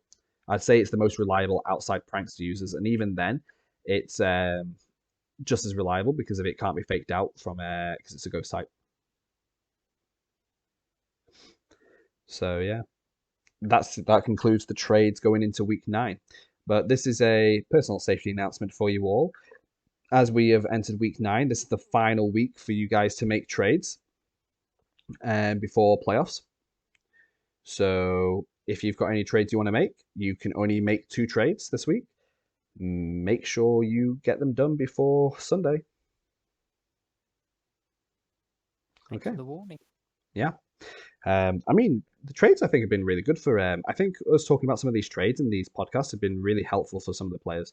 Like, I know we helped influence you to go for the Darmanitan. I know you were considering it. Yeah. Once you and Masenko said, I was like, that's it, I'll go get it now. Yeah, and I think that Darmanitan's really helped you. Like, when I remember when I was prepping for you, I was like, oh god, this Darmanitan's gonna do some work. Yeah. if I let it get in position. It would, yeah. And I know it's been a good. I think it's been doing good for you. It's done decent. Whenever I've got it out there, I think the worst matchup is when I Dynamaxed it in front of Vincenzo, which was really stupid. I also think when you had to go for the double protect on it against me. Yeah, the reverse of the first match between Yeah, us. that was so funny. I remember watching that in there. Just before the recording, I was like, I found it hilarious that in game 1 I had to double protect Metagross, and basically Metagross did nothing. And then in like game 2, Darmanitan had to double protect and did nothing. That was funny. Okay, so we move on to the week 9 predictions. We won't spend hours on this. We're all pretty well aware of what each team is capable of at this point. We've got the London Lucario's versus myself, Welsh Wailords. I think I'm okay here. I'm not confident in the matchup yet because I don't want to go into it thinking too like, oh, so cocky, this and that. I'm still going to respect them and still going to have to prep for the Trick Room. And in case they do manage to get Trick Room up, I need a way to navigate around that. Mm-hmm. Yeah, definitely. But I'm still going to back myself just based on the track record so far. So I would like to believe you'd back me too. I'd be backing you too. Good. I would never not back Matrix at this point. Thank you. A part of me really wants to just lean into their trick room and let them set trick room. Thinking that this week as well at one point, and I was like, nope. I was like, Only got hmm, ones that should I let them? I was like, I don't know. We'll see. We'll see. I haven't started Throw prepping him a yet, so bone. I Throw him a don't. bone. Yeah, I don't know if they've been listening to this podcast yet. It doesn't. I feel like they started listening to them, but I don't know if they've continued. We'll see. We'll see. So we've got the Cardiff Kamalas versus Charlotte Beadrills, and the Kamalas have really showed up their team. That Venusaur, Cinderace, Togepi, Dragapult, Lipard, Clefairy, just those Mons alone are a Well, threat. Clefairy has been traded. Not Clefairy, I meant yeah, I forgot, sorry. I meant Lipard and Togepi and Dragapult. And then he's also got Yeah, those his rain mode as well. So he's got like this dual weather mode going on with this Lipard. He can run Sun with Cinderace and Venusaur, or he could run Rain with Kabutops and Poliwrath. And I kind of feel like Poliwrath really matches up nicely against Bryan's team, except for the Cradilly. But even Cradilly is weak to the fighting, so it's one of these cases where I think Bryan has to prep well against his team, not only against what's bad against him, but as Bryan's learned from some of his other matches, he's also got to prep for some of the other more nuanced modes and not just focus too much on their key obvious modes like Dragapult, Togepi, and Dragapult Lipard. I do think the Beedrills can pull out a win here. But I know the Kamalas, if they want a chance in playoffs, they've got to make this a win. The Beedrills are fighting for this will be like each match the Beedrills are fighting for at this point is for a chance in that playoffs. Like if not to put pressure on, but like realistically, if they're to lose, then that's them out. Yeah. And I think if you, Bryan, can keep it nice and just keep chill and calm in your matchup and don't get too frustrated, which I know you can do sometimes, I just keep a nice level head. I think you've got this. You've played a really good matchup against me. You've been playing good matches against some of your other opponents. I feel like you can win this. So I don't want to talk too much about the individual matchup, like the individual monster stuff, because I don't want to give away strats. Right.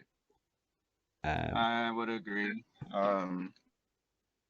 This has been a harder season for me, despite playing better than I did last season. So I think the quality of players have increased. Yeah, I would agree.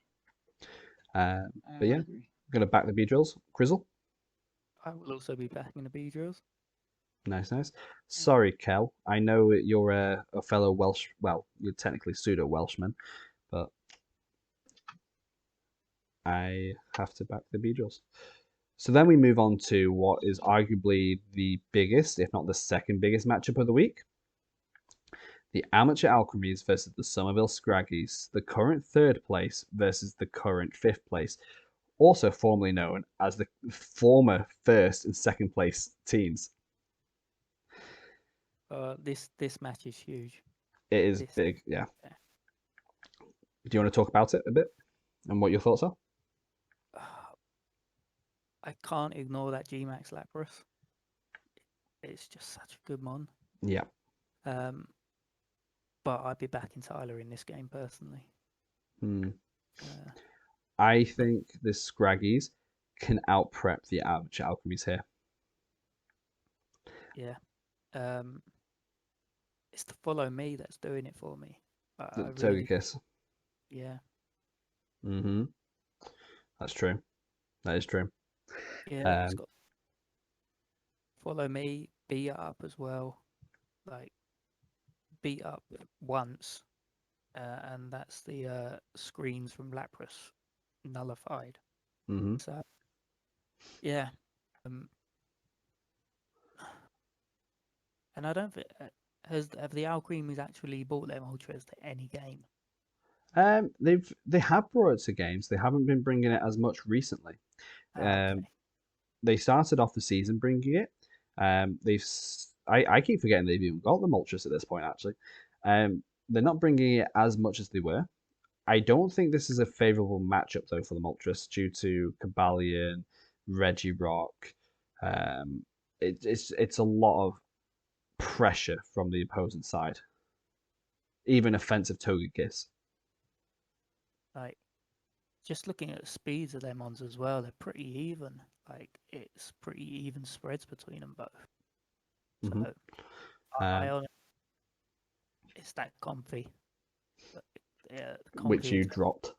Yeah, I dropped. Yeah. But I got. Yeah. Comfy is such a good mon in draft, especially. It's definitely like the Tyler can do so much with it as well. Like he could run, like obviously the Amp Alchemies have got a very, actually I've got an idea what the Alchemies could do, but the Alchemies have got a very special heavy team, and the Scraggies with that Gudra can just wall a lot. I know there's Gmax Resonance and Alchemy if it wanted to, but that's just an Assault Vest on that Gudra. Boom, it's tanking it all. And that's not to go on with all the beat up, the Regirock weakness policy. Yeah. I do think the Somerville Scraggies have to be careful of that Alchemy getting decorates up, but again, Kabalion can really take care of that. Absolutely, yeah. I think it's going to be a tight one. I think it's going to be 2-1. I think it could be as well. Yeah. I'm really looking forward to this match, and I'm really hoping Tyler records it. Yeah, I'm hoping this will be like match of the week. Yeah, for sure. Yeah. I just based on I know both of them as players. I've known them from both. I know the Alchemies from UGA Season 1. I know the Scraggies from VDL, another draft league, and I think if the Scraggy now this is the issue. The Scraggies are very busy at the moment, and the Alchemies have just come off from finals. So it's going to be a case of who pays the most attention to their prep, and I think that's where the game's going to win. There's going to be one. More so than the game itself. So I think the Scraggies could win, but I feel like if they're gonna lose any week, it might be this week. If they're gonna lose another week, I think it's gonna be this week, because just maybe not being able to give the attention to the matchup that it needs. So I'm going to predict that the Alchemies win. Yeah, so we're split here. Mm-hmm. Don't worry, Tyler will have me by the neck later on about it. Why backing the other person now? I see. Yeah, okay. So we move to the Merseyside Marowaks versus the Chroma Colossals. I'm quite confident that the Merseyside will win this. It depends what they bring. It really does. It's Colossal obviously. versus Colossal. Yeah, that'll be interesting. Yeah, I think both teams have shored up their teams, so I think it could be a close one for sure. I'm not really sure who to pick as the. If we're looking at advantage wise and play wise, I think the Marowaks are playing a little better than the Colossals are, but I think this might be one of those things where the Colossals now understand their team a lot more, so they're allowed to run their meme yet successful strats that they like to run. Yeah. I actually think this could be another outing for the Morlul if he can find a way to take care of the opponent's Colossal. And Glastria. So yeah. I I think it could be a challenging matchup. I think the Marowaks will be a bit challenged to what to do against the Colossals, because if that Colossal gets set up right, then yeah, I know the Marowaks have got that Barraskewda, so I think that could come into play because obviously the Colossals have Shellos still for like redirection, but that Barraskewda, man, Propeller Tail does not care. So I do think the Marowaks have the advantage when it comes to team matchup. So for that reason alone, I'm going to back the Marowaks. Yeah, I'd be backing the Marowaks in this game as well. They got the Amoonguss for redirection. They've got Glastrier, which you just can't ignore, Mm-hmm. and the Barraskewda, which Colossal will not like going up against. Mm-hmm. And then obviously there's the Noivern as well, which isn't the best matchup against a Dragonite, but you've got a faster dragon type. Yeah. So it's definitely going to be interesting. For sure. I'm actually, I don't know why, but I'm really excited to see that match. I think it's because I really enjoyed the commentary from both, like the Colossals, and whenever we get in like a Discord call and watch it as a group, the Merseyside Marowaks game. I think that's really fun. So, okay, so back in the Marowaks there we see, and then we come to. I'm going to skip that one. We're going to go to the Bavarian Landorus versus the Drowsy Drakazolts.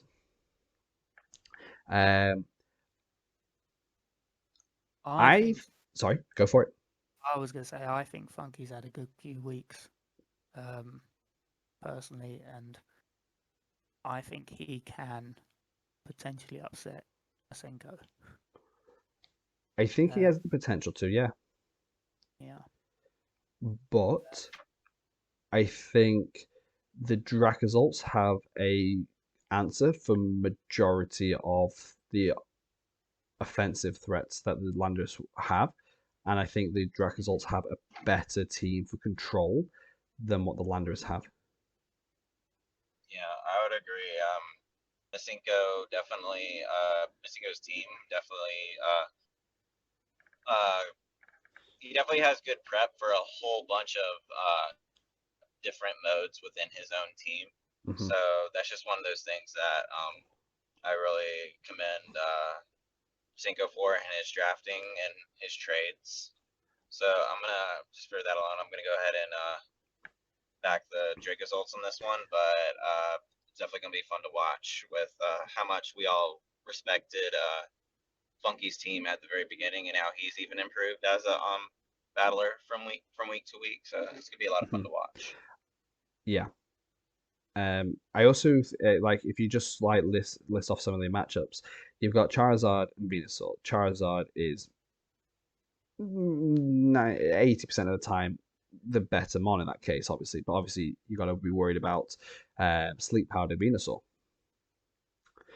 So the Charizard, the Landorus have to be worried about that. So like their Sun mode, yes, it matches up well, but if they get hit by that sleep powdered Venusaur, then it's a bit of an issue. Mm-hmm. So I don't know if Sun's going to be as big of a big of this matchup as what you'd expect it to be, even though both are like Sun teams. By nature, it comes down to Charizard versus Venusaur, and it is like maybe you read safety goggles. That just means it's not going to do as much damage without the life orb. So that's just. And Masenko doesn't have any natural rock types, so the Charizard isn't as threatened, but still, like rock falls from certain mons can still do damage. And there's that no guard Machamp there as well. Exactly, that Stone Edge could do some big damage. We saw that because it's the exact same Machamp that was used against the Landorus with the Merseyside Marowak before the trade. Yep. So yeah, again, I'd completely slip my mind that. You've got the two prankster users that Masenko have versus the Sableye prankster, but the thing that the Drakazolts have is they have Kangaskhan. Kangaskhan was scrappy, means that it's a reliable mon to fake out that Sableye. Yeah. And then that can be good because it allows Masenko to keep speed control. rather than just dying to like whatever's on the field after being quashed, or if he doesn't want Sunny Day to be set, then he can fake it out and do something else for that turn. Like if he wants a Sunny Day to reduce the damage from a water type attack incoming, well, he can just fake it out, and now that he can't do that. And if he wants to run ally switch on the Sableye or on something else, unlike Wigglytuff, well, Snipe Shot from Inteleon doesn't care, and it doesn't care about the Storm Drain from Gastrodon.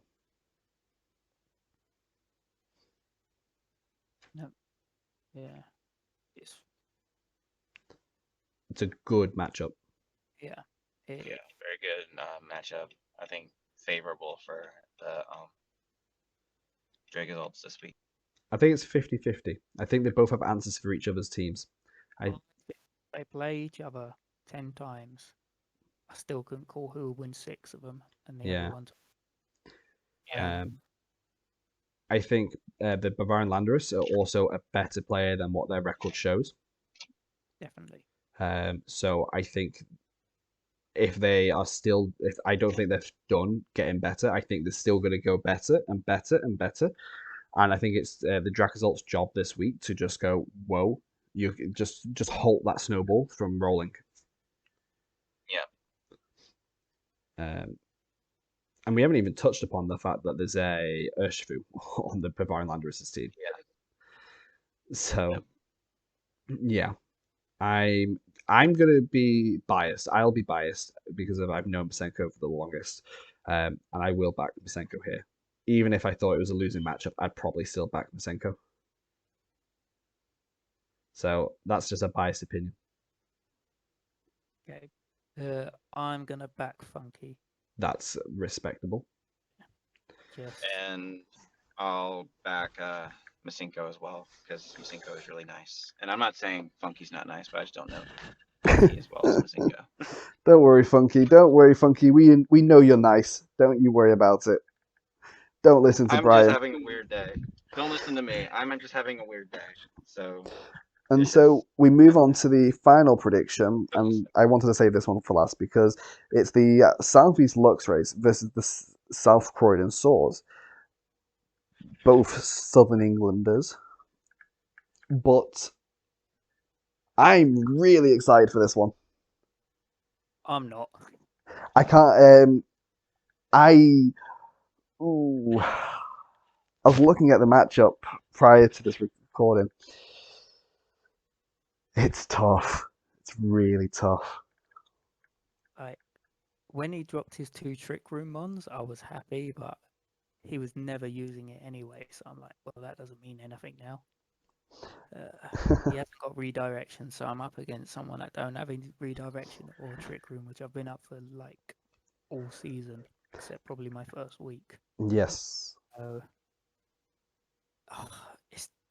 there's a lot of terrain, and that Drifblim is a pain. Yes.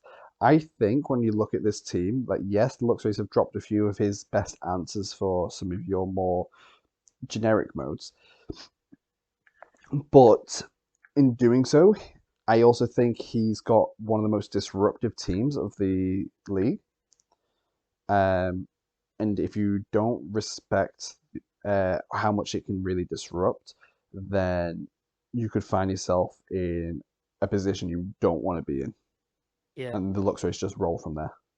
Yeah, I was doing some practice against Aaron today, and it was just, whoa, like some of the stuff he bought. To be honest, I didn't even think of it. So Yeah, I think the Luxrays team could be really good.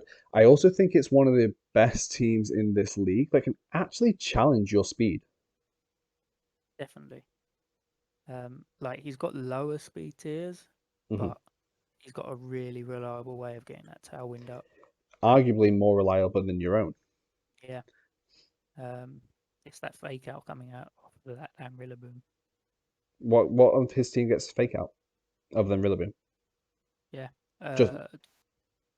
Just Rillaboom now, isn't it? I think it's just boom, but still a boom. No, as I say, I think it's going to be. I don't want to go too much in detail. Obviously, I've given this matchup a bit of thought because it's one of the big matchups this week. So I don't want to be like spoiling your stuff, and I don't want to be like giving too many ideas and getting your reaction to it here recorded. But I do think you've got the inherent advantage going into this. Because the Luxrays have to try that bit harder to disrupt you from imposing your own gameplay on this match. Yeah.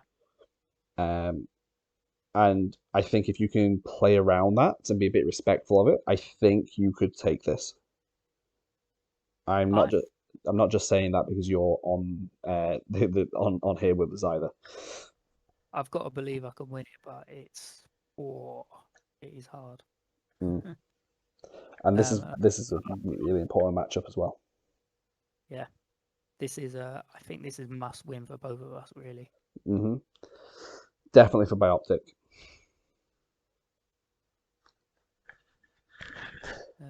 But yeah, that's the initial thoughts of that anyway.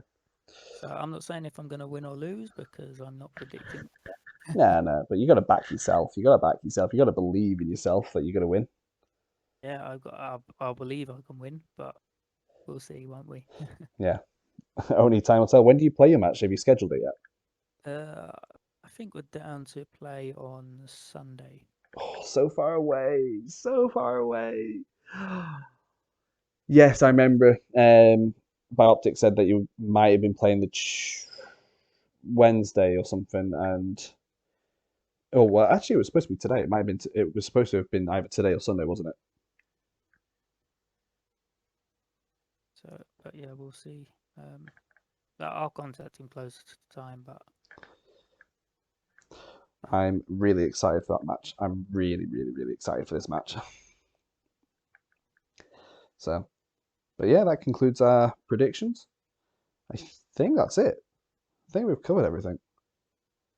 I know I said I wanted to give a bit more in depth on the current standings, but I think maybe as a week 9 thing, we'll talk about the standings and go in depth there and be a bit more like, well, this is what each team needs to do to ensure their playoff chance. So,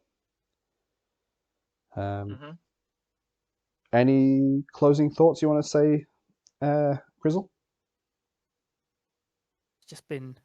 It's been a tough season. I think that's on. Definitely. It's so competitive, and really, I still think almost anyone can beat anyone on their day. Oh, 100%. Like it's sorry. Great to be a part of. Yeah, it's been great having you here as well. Like you've been a great addition to this season. Really tough competitor. So a really scary team. The Johto Division is one of the harder divisions in the UGA, even in the transition from last season to this season. So, yeah, and I think it was made even tougher this season than last season, to be honest. So it's been a lot of fun. I've enjoyed this season. I think a lot of my win-loss record is pretty much the same as last season. I think even the returning players have got better. So with the addition of the new players who have also been improving at the same rate as the returning players, because of it seems to be it's always the case. It's the same analogy as like when you talk about like football and stuff. Like if you're a good team but you play a bad team, you play a worse game. I feel like because of all the players are here are improving and they're playing well, we're all improving at the same type of rate, and it creates these really close games across the division, especially as we are always helping each other out and giving support and stuff like that and giving suggestions. And even like this little podcast show, giving insights and stuff really helps to improve people's games. And it makes us all improve that little bit quicker, that little bit faster, and makes for really exciting games. It's great. And maybe like with the Johto division, I feel we're all friends here. So we're all just here having a good time with Yeah, for sure. competitive Pokemon. So it's been great. this is one of my favorite draft leagues for sure. I love it here. We have a really good division here. And on that note, thank you very much to you, Crizzle, for joining us here tonight. Thank you for having me. Yeah, no worries. I know I've done a lot of the talking, so sorry about that. I'm not giving you a lot of time to talk. But no, it's been really good to have you on here tonight with us. And Bryan, I'm glad you were able to talk more than what you thought you'd be able to. Yeah, So, absolutely. it's been really fun. And I wish you both the best of luck. I really think that you could. This week is pivotal for you, Crizzle, and not to put any more pressure on you, but I think if you can win this here, you're in for a good stead for the playoff race. Yeah. So, and I know you already know that, and I know you're going to be trying your best for this week. Yep, it'll be tough, but yeah, as long as I have a good game, that's what counts. That's all that counts. Like that's the thing. I feel like whenever I go into matches and stuff, it's like, yeah, I want to win. Most importantly, I want it to be at least a good game. Yeah. Like if I lose, I lose. But as long as it was a good, enjoyable game for both sides. Yeah. Even my losses, this season, I'm like, it's good. I don't mind that. Yeah. I think I've enjoyed them. Uh-huh. Some of the wins I haven't enjoyed because I got really lucky on RNG. I was like, oh, Yeah. them, but yeah, that's RNG for you. Yeah. Sometimes you love it when it's in your favor, but you always hate it when it's not. You can like it when it's in my favor. I'm like if you're into the battle and you just want to have a real like the match against Oshawott, where the RNG kicked in and I got all of it and he got none of it. I was like, didn't I feel good know. after. It tends to taint the victory, doesn't it? Yeah, It gives that's that little bit of like almost like a bitter taste. It's like it was a win, but yeah, feels cheap.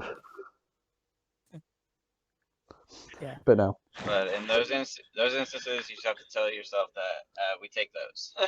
Yeah. So anyway, thank you both for coming. Thank you all for Yeah. listening. Hopefully this hasn't been too long. I don't actually know how long we've been running for. Probably too long again. I'll have to make some edits midway. And Sure. I'll catch you all next week for week 9 as we soon and fast approach the end of the season. Stay tuned for week 10 where we'll be doing a special edition for the playoff predictions. So, All right. catch you all next time. See you guys. Bye, guys. Bye. Peace.